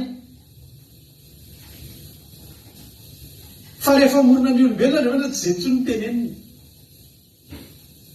hoe aoka ny tany anisy amorona olombelona, aoka ny abakabaka isy olombelona, aoka ny rano isy olombelona. Tsy niteny an'izay tsony Jehovah Andriamanitra, fa zao mba zavatra niteneny, andeha aleluia isika amorona olona tahaka atsika. Zany hoe nivoaka avao amin'ny Jehovah Andriamanitra tsika ngery avana, ny hazo ngery avana nanalidy avao amin'ny tany, ny trondro ngery avana mivoaka avao anaty ranomasina, ny kitana sy ny volana namirapiraka be ny amin'ny abakabaka. Fa isika tsy nivoaka avy tany, fa tsika nivoaka avy tamin'ny Jehovah tsika. Hoy Jehovah andeha isika amorona olona tahaka, andao anao photocopie, alleluia. Jehovah mihitsy nihitra ato anaty photocopie. Te atao firy exemplaire, atao ve 2 milliards, voaka ny photocopie rehetra rehetra. Ny olombelona io tsy mididin'Andriamanitra io, iaina eto an-tany na iaina amin'ny abakabaka na iaina anaty ranomasina. Ny mahavelona ny hazo fihinam-bosy ny ahatra eo amin'ny tany, ny havelona ny trondro sy ny zava-manan'ezika anazy any anatin'ny rano, ny mahatsara ny volana sy ny kitana sy ny masoandro dia eny amin'ny abakabaka. Fa ny mahavelona sy mahatsara ny olombelona dia ao amin'Andriamanitra, ao amin'ny Jehovah Andriamanitra. Alleluia. Eo ny mahatsara antsika moa izy asavany amin'ny Salamo 7:7-8 raha za dia ny eo akaiky ny Jehovah mahatsara. Ny hazo raha tsy eo amin'ny tany tsony fa miala eo amin'ny tany dia maty. Jesosy niteneny amin'ny Jaona 2:15 zany izy voaloboka anarany sampany, raha misaraka amiko ianao tsy mahay manao na inona na inona, fa androany ampiko aminao, tsy mahay manao na inona na inona ny olona raha miala amin'Andriamanitra, fa maty mihitsy. Maty ny trondro raha esorinao anaty rano any e. Ko ny bolongam-bava ny kitana raha avidinina avy any amin'ny lanitra eny, kitay ny hazo raha miala eo amin'io tany any reny io. Sika ravana malala tsy nambolen'Andriamanitra tamin'ny tany a. Sika ravana navoaka avao amin'Andriamanitra. Ny tany ny any ritsika zany Jehovah Andriamanitra. Zany mahatonga ny olona maty raha tsy ao amin'Andriamanitra, maty ny fiainany, maty ny fanahany. Mahatonga ny fiainan'ny olona amin'izao fotoana izao maty. Dia satria izany olona izany miala amin'ny sitrapon'Andriamanitra, fa isika rehetrarehetra tsy misy azany ny forona tateariza re za te fa ny sitrapon'Andriamanitra amin'ny olona ao aminy isika eo amin'Andriamanitra teo ny ainatsika teo ny nampisy atsika afa amin'Andriamanitra no nivoatsika tokony eo ny fakatsika. Amen. Raha scientifique amin'ny teny hoe gidro ntsika dia mivadika ry zareo ngabo zany fa itsika mino fa tsy Jehovah-Andriamanitra tena dia amorona olona takatsika isika. Alleluia. Raha manontany tena ianao manomboka androany maninona ary ny fiainako ny ohatr'izao ao anio amin'ilay ratsy tsy resa dia tsy maniry eo amin'ilay toerana sitrapon'Andriamanitra ianao. Zany nge raha manamy mahazava-dehibe amin'ny fifandraisantsika amin'Andriamanitra. Zany nge mahazava-dehibe antsika mivavaka mitoetra ao amin'ny sitrapon'Andriamanitra. Ireo zavatra efitra tsisy niatsika ao tamin'ny sitrapon'Andriamanitra tsy nisy fa rehefa zay no nanaovana azy dia zay. Nanaovana antsika dia ao amin'ny Jehova na hoantsika no miala amin'ny Jehova. Na hoantsika no miala amin'ny Jehova. Tsy mahasoa ny fiainantsika zany. Ary tsy mahay manao na inona na inona. Tena maty mihitsy ny fiainantsika. Raha misaraka amin'ny Jehova tsika ihany. Tena tiantsika Andriamanitra. Nataony spesialina mihitsy tsika tamin'ny zavaboary rehetra. Rehetra io manana ny tontolony ireo. Ny trondro rano ny tontolony. Ny hazo sy ny bozaka sy ny ahitra sy ny rehetrarehetra tany ny tontolony. Ny kintana sy ny volona abakabaka. Fa ny tontolontsika Jehovah-Andriamanitra. Zay ny tolotentsika vao tamin'ny vina tiavo amin'ny fonareo rehetra sy ny saina rehetra sy ny fanahinareo rehetra sy ny herinareo rehetra. Ny fiainantsika rehetra manontolo dia tokony Jehova. Hoy izy toy nareo borné zay mihitsy nge nanaovan'Andriamanitra atsika mifototra ao amin'ny Jehova nge ny fiainantsika. Ny zavatra rehetra izay ataonao dia tokony mifototra amin'ny Jehova. Ny zavatra rehetra ataonao dia tokony hibanjinanao amin'ny Jehova ray havana malala. Ny zavatra rehetra ataonao manomboka androany ataovy voninahitra Andriamanitra. Misy etsika ataonao dia banjiny Jehova, manao an'ity ho an'i Jehova. Tsy ataoko ity satria tsy mety amin'ny Jehova. Zao ny tanjoko Jehova, zao ny tanjoko Jehova. Teo velona ve ianao? Tianao hoe ohatran'ireo trondro milamina tsara ny trondro any ambanin'ny rano any tsy sepotra ny trondro ety an-tany izy ny sepotra ty tsy tontolo nomena azy ny tany. Ny biby mandady sy mikisaka sepotra raha alefa ny anaty rano satria tsy tontolo natao anazy. Ny vorona tsy mahazo aina raha atao anatin'ny tranontsika ato izy ny miaina. Mila manidina izy. Inona mahatonga anao tsy mahazo aina eo amin'ny fiainana? Satria ianao tsy miorona ao amin'ny Jehova. Satria ianao miala teo amin'ilay sitrapon'Andriamanitra. Efa tsy nataony tany amin'ny tany ianao tsy nataony tany amin'ny abakava fa nataony avy teo aminy. Eo aminy ngentsika zany no maniry. Mahatonga ny fiainanao tsy milamina ianao tsy ao amin'ny Jehova. Mahatonga anao tsy mahazo aina sepotry ny fiainana satria ianao miala eo amin'ilay toerana misy oxygène Jehova Andriamanitra zany. Havana malala. Miantso anao androany. Tsy natao taon'Andriamanitra foana ny namoronanao eo aminy. Andeha isika. Mibaikono tsy mibaikono izaniza intsony Jehova. Teo mibaikono ny tany. Tany sy maniry aminao riavakavaka rany. Fa rehefa olombelona ny tena no ny tenenany. Ny tena no ny anianany. Ndaonao olona ohatra tsika aleluia. Dia io zatsy anao faton'ireo. Misy Andriamanitra ianareo manomboka eto. Dia mataka ny zavaboary rehetrarehetra. Eo amin'izay toerana nasiko anareo. Eo no mahavelona anareo. Reny olona namono tena rehetrarehetra. Olona tsy mety mahita tsirony eo amin'ny fiainana. Dia izany no tenanao miala tamin'ny sitrapon'Andriamanitra eny eo. Ianao misaoran'Andriamanitra. Mety tafiarintsika fa indretintsika tapavelona. Zao nge rehefa zavatra mahafinaritra amin'Andriamanitra. Voaforona fotsiny ny olombelona. Mibaiko azo n'ireo zava-manana rehetra mena tsotra fotsiny miamaroa. Aiza moa izay teny izay?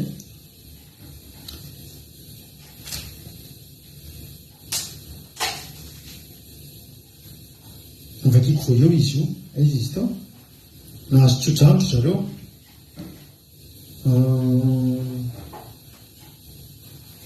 2020 ary Andriamanitra tsodrano zay maroanaka sy miabe tsara mameno ny rano amin'ny ranomasina reo ka nivorona iamarany amboniny tany azo tsodrano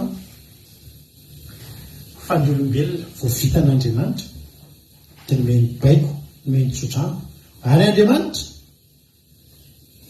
2020 ny tsodrano azy eo marofa ary miabe tsara sy mameno ny tany ka mampanto azy ary manjaka amin'ny hazan-drano ranomasina sy ny voromanidina sy ny biby rena zay metsiketsika ambony tany vao vita ny olombelona dia nomen'Andriamanitra ny toetrany ny hoe manjaka amin'ny zavatra rehetra manjaka amin'ny zavatra rehetra tonga dia tafian'Andriamanitra ny toetrany ngentsika ry amany tsy ny miaroy sy ny miabetsa ihany fa manjaka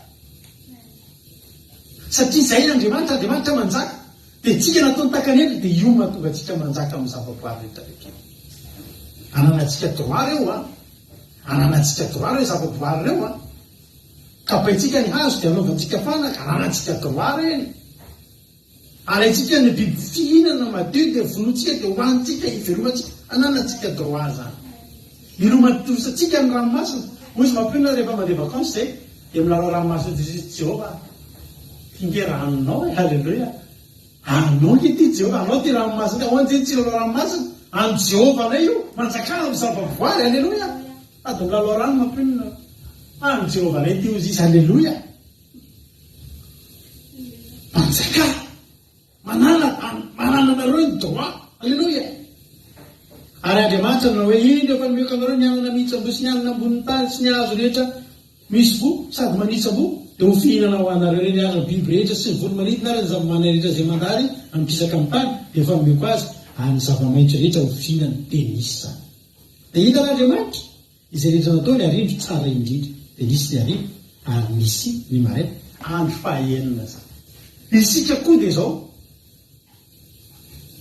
tsy nitsika nataon'Andriamanitra voalohany matetika ny zavatra any amin'ny farany ny tsara indrindra rehefa misy zavatra tao zany rehefa misy fampisehoana zao dia rehefa misy fampisehoana ihany reto avy mipira ao dia le tena be mpitady iny manao any amin'ny fanafatana zany ianao le tena izy ary matetika mampiady ny artiste zany nareo zay tokony atao farany satria le atao farany iny matetika ny tena tsara am'izay tsy mody mihitsy io fa le tena tsara be rehefa nareo voalohany dia tsisy mijery tsony le ambonambony matetika zany ny zavatra rehetrarehetra atao faraparany io iny ny tena tsara ary zao tsy vitan'ny tsara ihany fa ny tsy jovin'Andriamanitra nataon'Andriamanitra nisy ny zavatra rehetra zany dia mahatonga ny mivady aloha dia miady amin'ny fiainana dia manangonango ny zavatra avy eo miteraka le zaza miteraka efa misy zavatra na dia berceau andrina rehefa misy azonareo fa tsy hoe tonga dia le zaza aloha te dia eo vao hitady ny zavatra rehetrarehetra fa namoronan'Andriamanitra tsika nataon'Andriamanitra mianka eo ambony zavatra efa fitsy tonga Damasefa misy loka misy vary misy rano misy ny zavatra rehetra zany ny fitiavan'Andriamanitra tsika olombelona ry havana malala teo daholo ny zavatra rehetra vao tonga ny olombelona nanomanan'Andriamanitra ny tsara indrindra ary zany foana ny ampaherezako na miandro valimbavaka ianao aza mikivy raha tsy azonao vetivety mety misy ny andry fa mbola misy zavatra aloha misy tsika zany efa elabe nangatahako tomobila tamin'Andriamanitra nefa ny asa aloha nomen'Andriamanitra anao hoentinao amin'iny ary le tomobila reo mandovonaka ianao ny amin'ny station d'essence fa entina amin'ina le tomobila tafaka tsy mety manana tomobila mihitsy nefa ny asa fivelomana tsisy alamin'Andriamanitra io fa aza matahotra ianao halleluia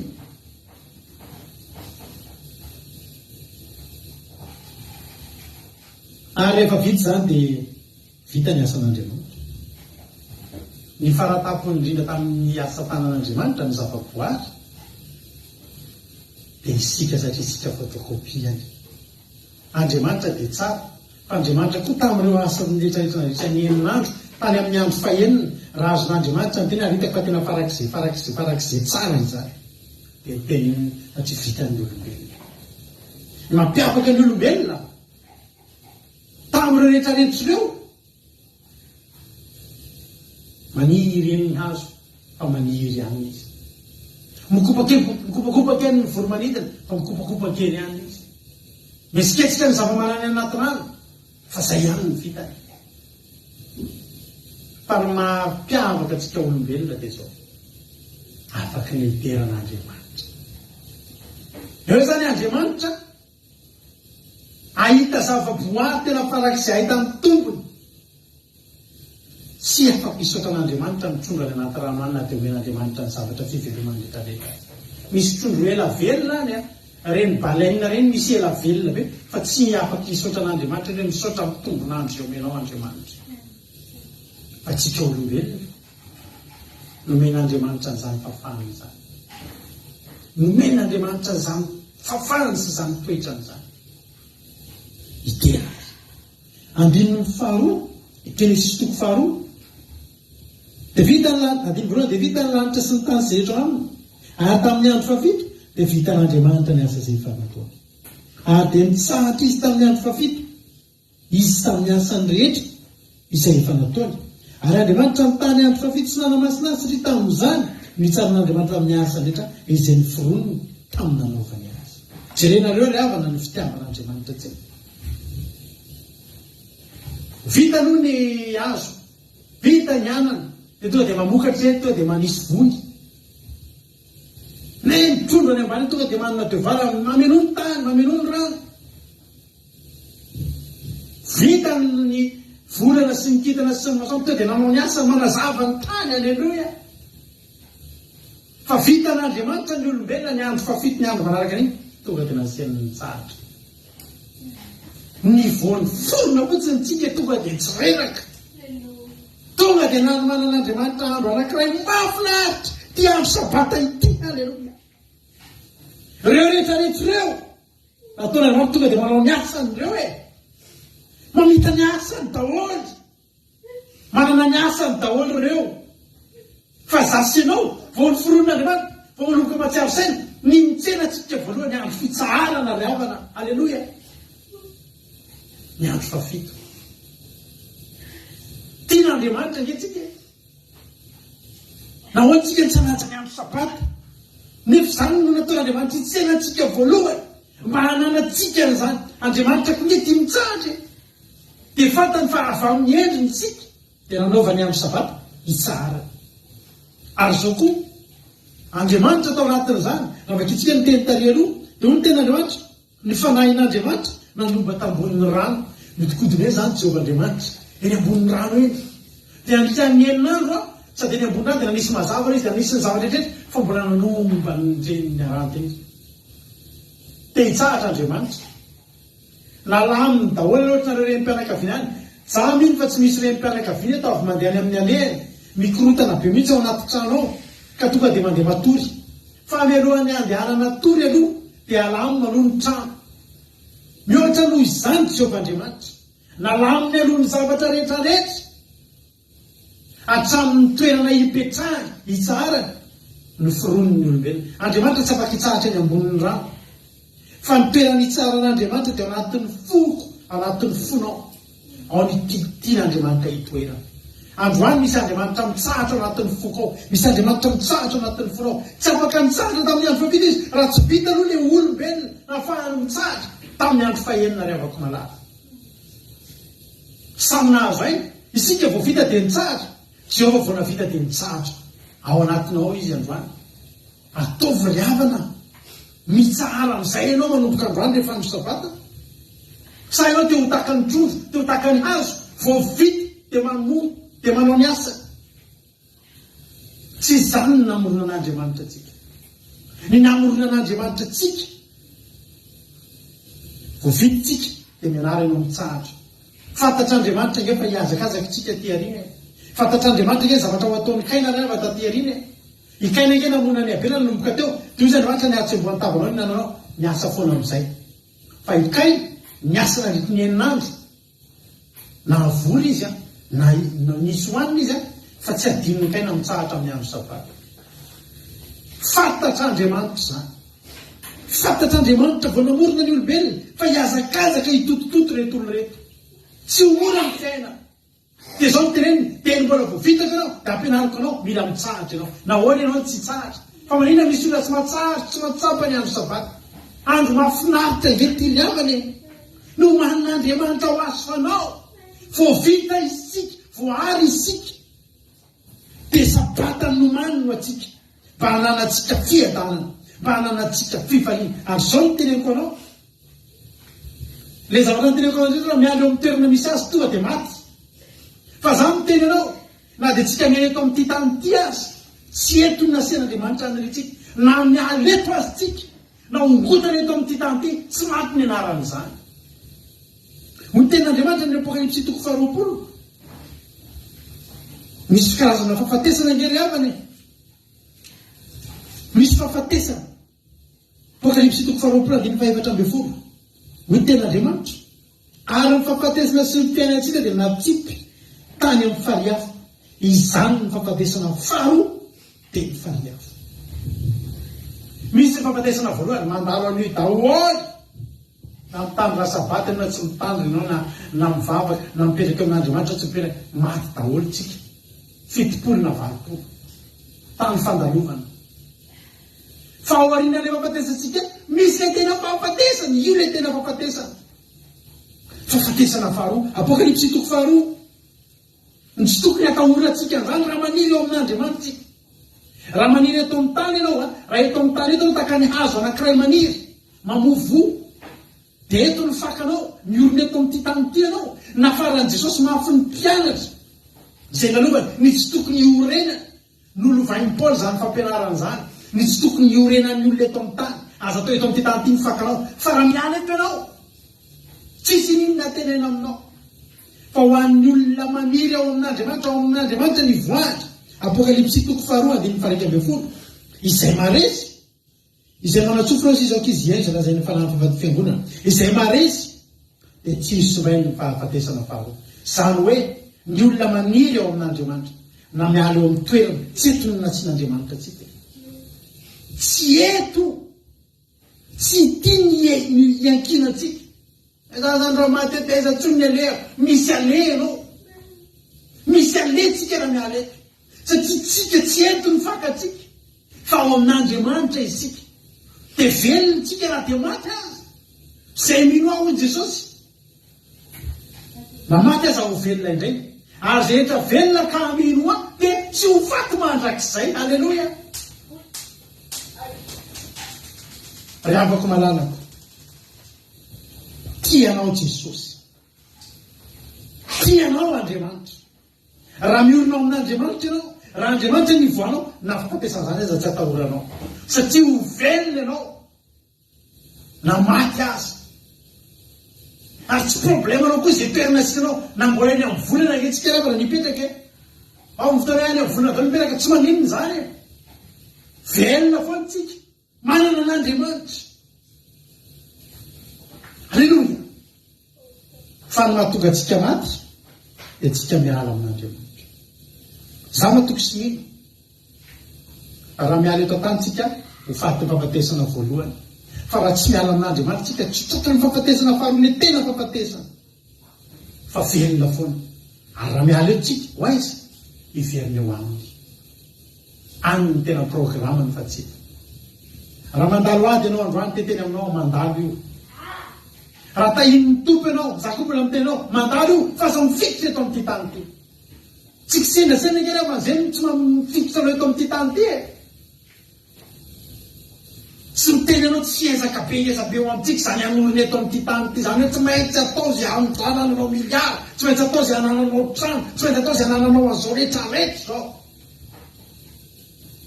Izany mahatonga antsika tsy manao ezaka fiangonana izany. Ny ezaka ataontsika dia ezaky mitsanonao ara-panahy. Alleluia. Eto foana tsika isanandro tsy hanao fitrano vadim-piangonana tsika. Fa kolokolo ny tranon'Andriamanitra dia ianao izany. Tranon'Andriamanitra ianao. Manorina isanandro. Raha misy rava dia ahorina fa ho any an-danitra isika rehefa. Tianao Jesosy.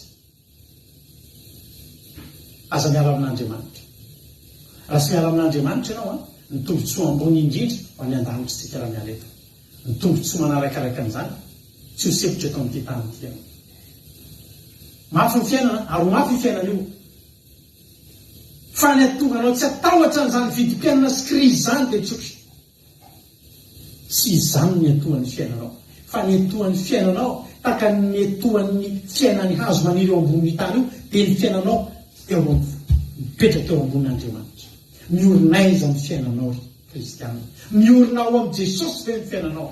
Raha miorina ao amin'i Jesosy ny fiainanao mirabanao fa tena kristianina ianao ary tena tsy ho sepotra eto amin'ity fiainan'ity izany ianao, tsy ho sepotra eto amin'ity fiainan'ity ianao fa ho tahaka ny Davida hiteny sy rehare fa za Jehova mpiandra tsy hanan-java mahory ahy. Ho tahin'ny tompany antsika rehetrarehetra. Maniry ataontsika ity anankiray ity ireo ny vavahantsika mitoroteny. Dia ataontsika izany Jesosy any. Tsy haiko izany misaraka aminao zany. Eo aminao ny fiainako, ao aminao rery ihany misy ny fiainako. Raha lavitra anao aho dia feno ahy ahy. Raha tsy eo akaikinao aho dia malahelo foana. Normal izany. Satria tsy hany tokony hanerinao. Eo amin'ny Jehova Andriamanitra, eo amin'ny fiainantsika. Eo amin'ny fiainantsika. Anao hiritsika dia hivavatsika ao aorianan'izany.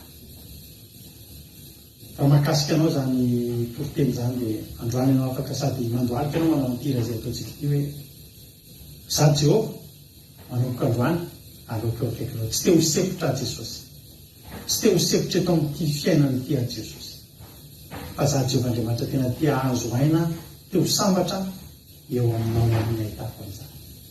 Ho tahin'ny tompany antsika tsirairay avy. Ataontsika mifofy amin'ny fitiavan'izany izy zany dia raha antsika vavaka aorianan'izany. Ero fanatataontsika rehetrarehetra. Hivavaka ao amin'ny toriteny isika, hivavaka ihany koa tsika aorianan'izany araka amin'ny groupe izay varesy dia hiditra amin'ny fiderana amarana ny fotoana. Amen.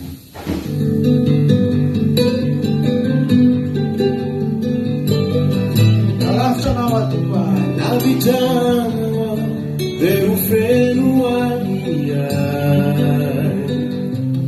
navitrana ho anjakany tahotra atokatsiena ianao tompo a atokatsiena iadirery foana alempiany Jesosy a aliko ihany itoetra eo anirana alavitra anao ae navitrana dia ho feno ahy alavitra anao ady anjakany tahotra navitrana ho anjakany tahotra atokatsieo atokatsiena iadirery foana aliko ihany itoetra eo anirana Saroko fanirifo rehefa miaraka aminao ay manireo manjo Jesosy a ay manireo manjo tompo otoananao fa tsy mamanare tsy mamananao darakiary sarotra alempiano ae aliko ihany itoetra eo anirana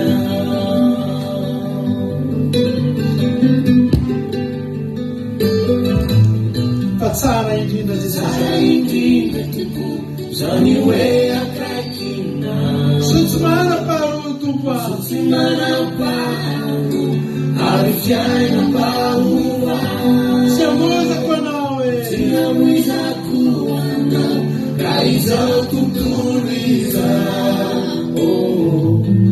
aliko ihany itoetra eo anirana Saroko fanimifo rehefa miaraka aminao ay manareo manjo ay manireo manjo tompo otoananao fa tsy mamanare anao tsy mamanary anao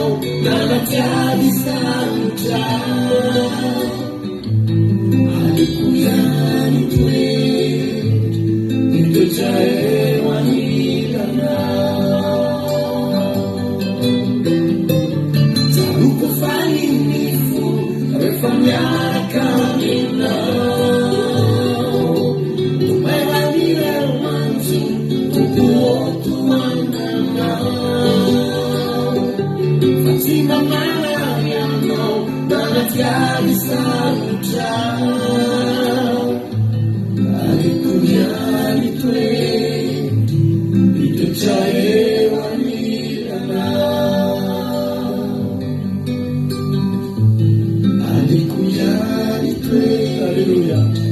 Itoetra eo anirana. Alleluia. Alleluia. Itoetra eo anirana. Mana Jesosy malala. Tena alohanay tokoa Jesosy mipetra eo anilanao. Eo akaikinao Jesosy ny mahatsaranay a. Eo no atokony anirinay, eo tokony toeraray, eo ny nanamboaranao anay. Jehovah-Andriamanitra, ampianaro izay tsy ala eo aminao. Ireo zava-boarinao ireo tsy nety niala teo amin'izay toerana nametrahana azy hatramin'ny famoronana ka mandraky tiny androany. Mbola tsy nahita hazo naniry tena nabakabaka izay Jesosy any. Mbola tsy nahita vorona nanidina tany anaty ranomasina izay Jehova. Fa mahavariana be dia be ny olona tsy ao aminao tsoa. Efa misy zany olona atetsy mino an'Andriamanitra rehare zany ankehitriny. Fa iza ny nampianatra an'ireny olona ireny ho amin'izany? Tsy izany no namoronana anay Andriamanitra. Ny namoronana anay dia eo akaikinao. Raha te hita fiadanana izay, eo akaikinao ny mahatsara anay. Raha te haniry tsara ny azo eo ambonin'ny tany. Te hiaina tsara ny trondro any ambanin'ny rano. Raha te hiady an'izay eo anilanao Andriamanitra. Androany Jehovah-Andriamanitra manaovy ianao antsoavo indray amin'ireo olona ireny. Ho an'ny olona ety ambany masoandro. Fa avy aminao angeny namoahana anay. Programanao ange Jehova. Mba tsy niteny tamin'ny tany ianao, tsy niteny tamin'ny rano ianao, fa niteny tamin'ny tenanao sy ny anjely. Tamin'ny fanahy masina. Raha namorona anay Andriamanitra. Atsoa indray ireny ala taminao. Atsoa indray ireo tsy nanaiky ny lamina izay napetraka ao Andriamanitra. Betsaka ny olona mitaraina amin'izao fotoana izao fa mahafofikanana. Satria niala tamin'ny lamina Andriamanitra izany olona izany. Ho ny ten'Andriamanitra hoe avy amin'ny alehan'ny olona masona afaka ny diany dia amin'ny Jehova ny sosotra ny fody. Tsy ianao Jehova ny namorona anay lavitra anao izany any. Tsy ianao Jehova ny naniraka anay hanompo devoly izany any. Tsy ianao Jehova naniraka ny olona andeha hanompo devoly sampy. Fa eo aminao ny mahatsara ny fiainanay, tsara ny fiainan'ny Jakoba sy ireo mpanompon'Andriamanitra rehetra ireo satria ny olona teo aminao ny fiainana. Jehova, hatramin'ny orenanay, ny verenanay ny olona teo aminao ny fiainanay. Izay nge Jehova fony izay tsy nanatsiny tamin'ny mbola zaza, lamage ny fiainanay Jehova, tsy arika problema satria mbola teo aminao izay. Fa rehefa natsiaro ny sainay, dia nomboka ny hainy feo hafa izay. Dia raha asa nanara-diny devoly izay nanomboka. Nanomboka teo tsy milamina tsony ny fiainanay. Nivoaka tamin'ny rafitra Jehova. Ny rafitra amin'ny tena tsara indrindra renao aza nahita hoe tsara indrindra izany, tsara indrindra izay eo aminao. Jehova, avelenao aminao izay rehetrarehetra. Manao antsoavo aminareo rehetra izay miheno tontolo teny ty androany. Zavatra tokana dia tokana dia tokana ihany tsy mampilamina ny fiainanao. Dia ianao tsy eo akaikin'Andriamanitra. Mety miteny hoe vokatry ny mosavy, fa raha eo amin'Andriamanitra ianao tsy tratra ny mosavy. Mety hoe vokatry ny fiainana mafy, riavana malala, tao Samaria nisy mosavy tena nafaty. Fa ny mpanompon'Andriamanitra tsy maty tao. Niaina tany anefitra ny zanak'Israely 40 taona. Tsy maty. Rena. Tsy maty ny amoanana. Tsy maty ny hafanana. Tsy maty ny atsika. Tsy maty ny ditongotra. Satria nahoana? Satria teo anilan'Andriamanitra izy. Mahatonga ny fiainanao tsy milamina. Ianao te hamono tena lava rehetrarehetra ireo. Te hamono fohy amin'ny fiainana. Dia tsotra ihany.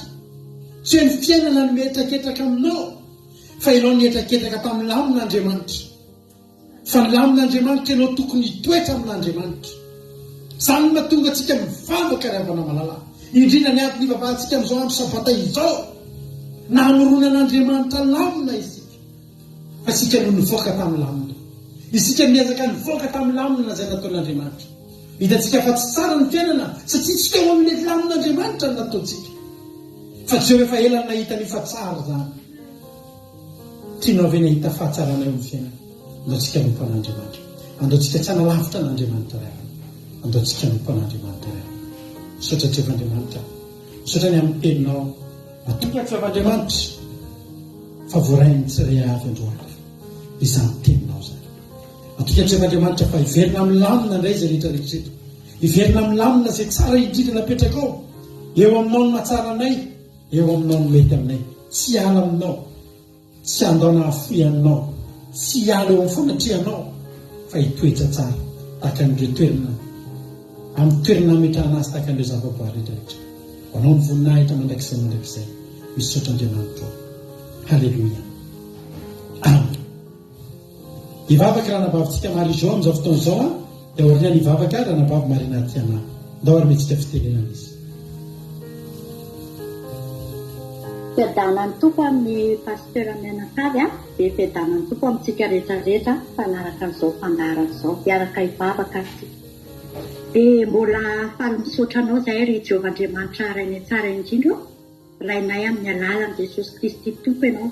Tena faly ary tena hoe nakasika fo raha mihaino an'izany toro-teny izay nentin'ny mpanomponao androany izany, satria tena manam-pahendreny ianao Jehovah Andriamanitra raha nahary an'izao zavaboary rehetra izao, ary tena nakasika fo Jehovah Andriamanitra dia namoronanao anay ry olombelona, dia nataonao tahaka ny endrikao, tahaka ny fiainanao rehetrarehetra mihitsy, koloinao, tepitepenao izay tena hitovy endrika aminao, araka ny tenao hoe ndao hanamboatra olombelona hitovy endrika amintsika. Dia tena nakasika ary noforoninao ny zavatra rehetrarehetra Jehovah Andriamanitra mba ho anjakanay, efa nomaninao, efa vita pilany no anay, ary ny fiainanay dia efa novidinao hitsahatra ao aminao Jehovah Andriamanitra. Ny zavatra misy nefa dia matetika izay manalavitra anao, matetika izay miala aminao, dia rehefa mandalo azy izay dia manomety iny ianao Jehovah Andriamanitra. Kanefa izay miala teo amin'ny fanatrehanao, satria eo aminao misy ny fitsaharana, eo aminao misy ny fiadanana Jehovah Andriamanitra, eo aminao misy ny fiainana mandrakizay. Misaotra anao ny amin'izany teninao izany Jehovah Andriamanitra, tena hoe nakasika fo Jehovah Andriamanitra. Ary androany tena hoe vao maika mampiorina maty, tena hoe hitoetra eo akaikinao, fa eo akaikinao no mahatsara anay. Raha misaraka aminao tokoa ane izay Jehovah Andriamanitra, tsisy zavatra hainay, tsy mahefa na inona ianareo Jesosy Jesosy raha misaraka amiko. Fa androany izay hitoetra eo anilanao Jehovah Andriamanitra, hitoetra eo amin'ny fanatrehanao Jehovah Andriamanitra, mangataka ny tananao mahery izay hiazona anay tsirairay aby reto, tsy ho tafasaraka aminao na dia iray sekondra ary, indrindra amin'izao vanim-potoana farany ainana izao. Satana dia rovotra mitady izay ho harapany, Jehovah fikiry izay fa tsy mahafikitra anao, tazony izay fa tsy mahatana anao Jehovah Andriamanitra. Fa eo aminao misy ny fiainana mandrakizay Jehovah Andriamanitra. Androany amin'ny vavaka manokana ho anay tsirairay avy izay niaino an'izany toro-teny izany, tena haniry avy zato eny tsy manam-pahataperana ao anatin'ny fony tsirairay avy izany, hitady ilay fitsaharana ao aminao Jehovah Andriamanitra. Ianao raha teo Jesosy efa nilaza hoe makanesa ty afa, ianareo izay miasa fantatra sy mabesatretana, fa izany ho hanome anareo fitsaharana. Androany fanjoa fananao masina ny olona tsirairay avy izay manaraka an'izao fandaharana izao Jehovah Andriamanitra, hitoetra hiazakazaka, hitoetra ao amin'ilay fitsaharanao Jesosy, hitoetra eo amin'ny fanatrehanao, eo ny mahatsara ny fiainanay Jehovah Andriamanitra. Raha lavitra anao izay dia very, raha misaraka aminao izay tsy mahefa na inona, fikiro amin'ny sandronao mahery izay Jehovah Andriamanitra, tsy aleo anilanao mandrakizay. Fahasambarana ny eo aminao Jehovah Andriamanitra. Fangeofony olona izay mbola tsy mahatakatra an'izany teny izany androany. Fangeho amin'ny fanahinao masina, ho tafatoetra ao aminao, hiverina aminao, atsiaro hitodika aminao, mipahitsahatra amin'ny ady sy ny mabesatra rehetrarehetra izay hoentiny ty izao tontolo izao ty Jehovah Andriamanitra. Fangeho amin'ny fanahinao mahery, fa hainao atao izany Jehovah Andriamanitra, ny nofo rehetra ianao, tsy zava-magaga izay tsy hainao tompo. Mahitsahatra ao aminao an'izao rehetra izao Jehovah Andriamanitra, akatoanao, akatoa ny teninao, hitoetra eo anilanao, fiainana rehetrarehetra Jehovah Andriamanitra. Tsy hanalavitra anao, tsy hanao kitoto Jehovah Andriamanitra. Ikitainy hitoetra eo anilanao mandra-piaviny Jesosy Nero. Andriamanitra Jehovah-Andriamanitra, tasitraka indrindra Jesosy aho, voninahitra ho anao rehetra ihany. Alleluia, amen.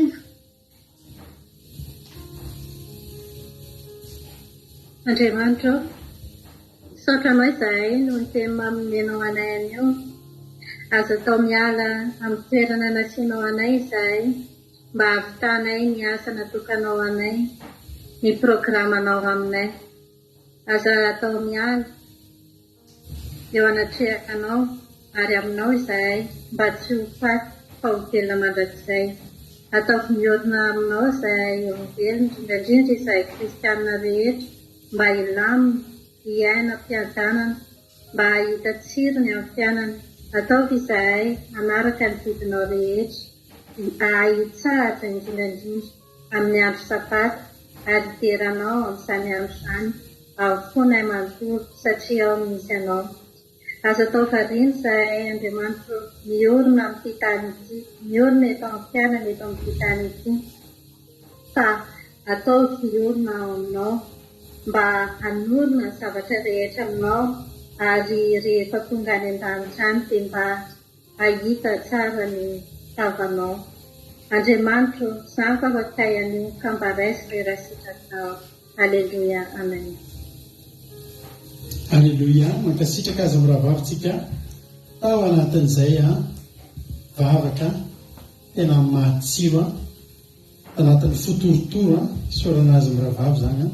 Andriamanitra manaiky rehefa soavina mary fitianareo dia tahiny tompontsika rehetra. Anao ira vitsivitsika, ira anakiteliny ataontsika amaranantsika nyity fotoana ity, isaorana anareo rehetrarehetra izay tonga niaraka taminay teto. Samy tahiny tompo any, samy mahery anao fiderana iaraka amin'ny gropy izay maharesitsika androany ira teliny ataontsika amaranantsika ny fotoana dia fampirarisotsika aorina zany. Tahiny tompo daholo ary isika rehetrarehetra.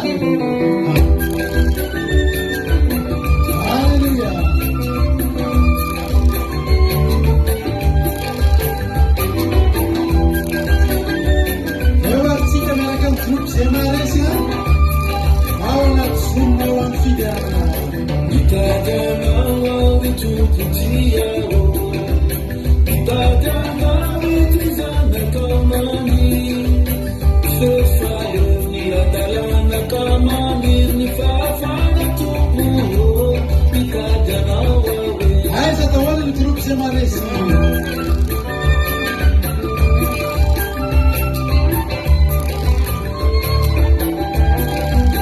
Itadanao ny tompotiao, itadanao ity zanakao maniry, fefaio ny adalanaka maniry ny fahafana tompo, itadanao awe. Itadanao Jesosy, ka maraiso fahazalavina. Miaraka amin'ny marina ty anatsika avakana daholo. Avakana daholo ny kamera Jesosy amin'izao fotoana izao.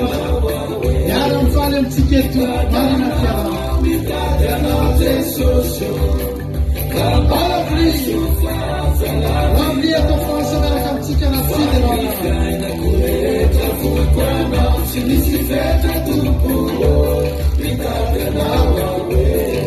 Alleluia.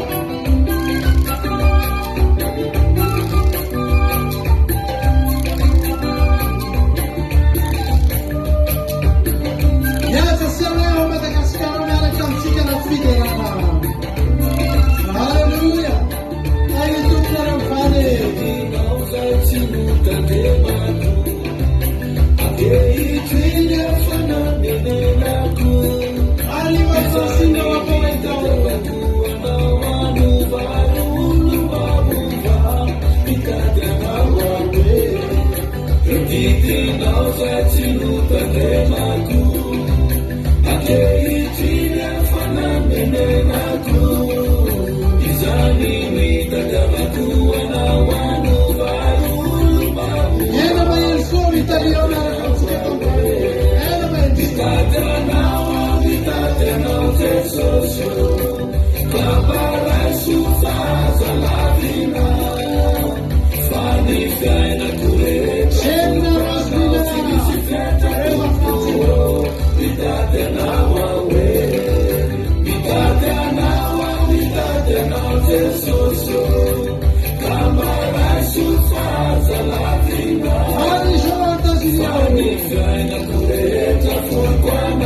misy vena tompo mitatenao aoe.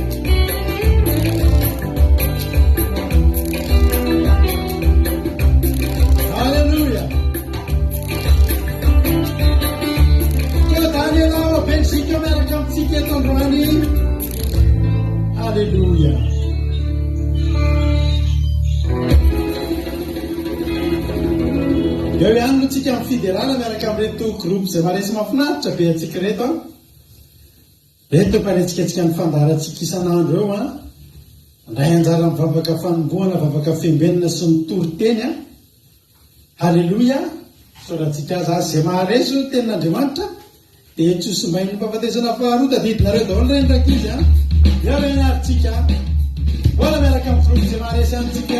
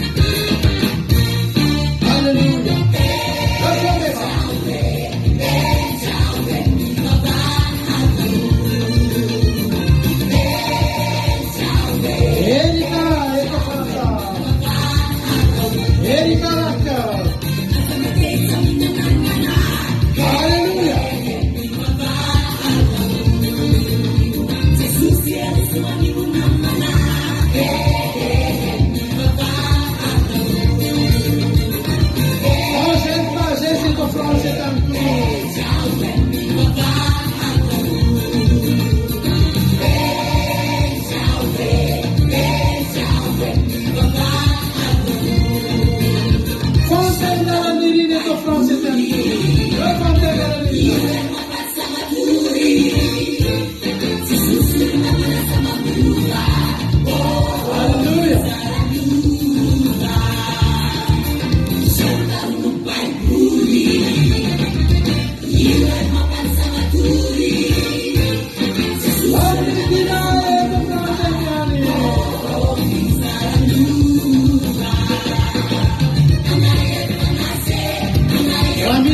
mamy sy kakoa dia atso izy a eo marizo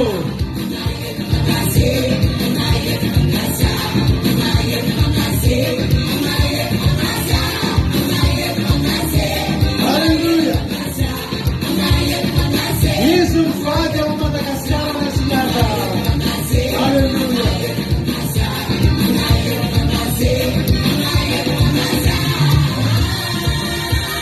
ambassador atirador ao ar Alleluia efa miteny hoe ambassador efa izy mivady zay ele no mensoa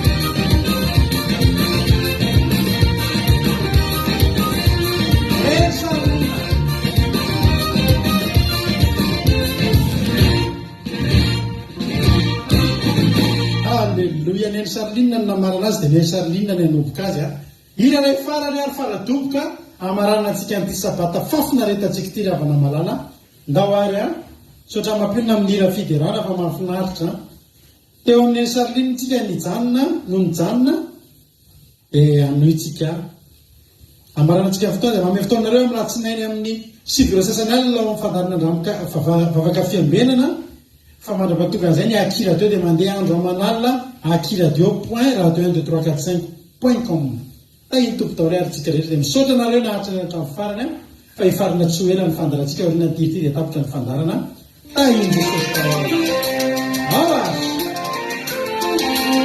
eo ny Sarolinina farafara Alleluia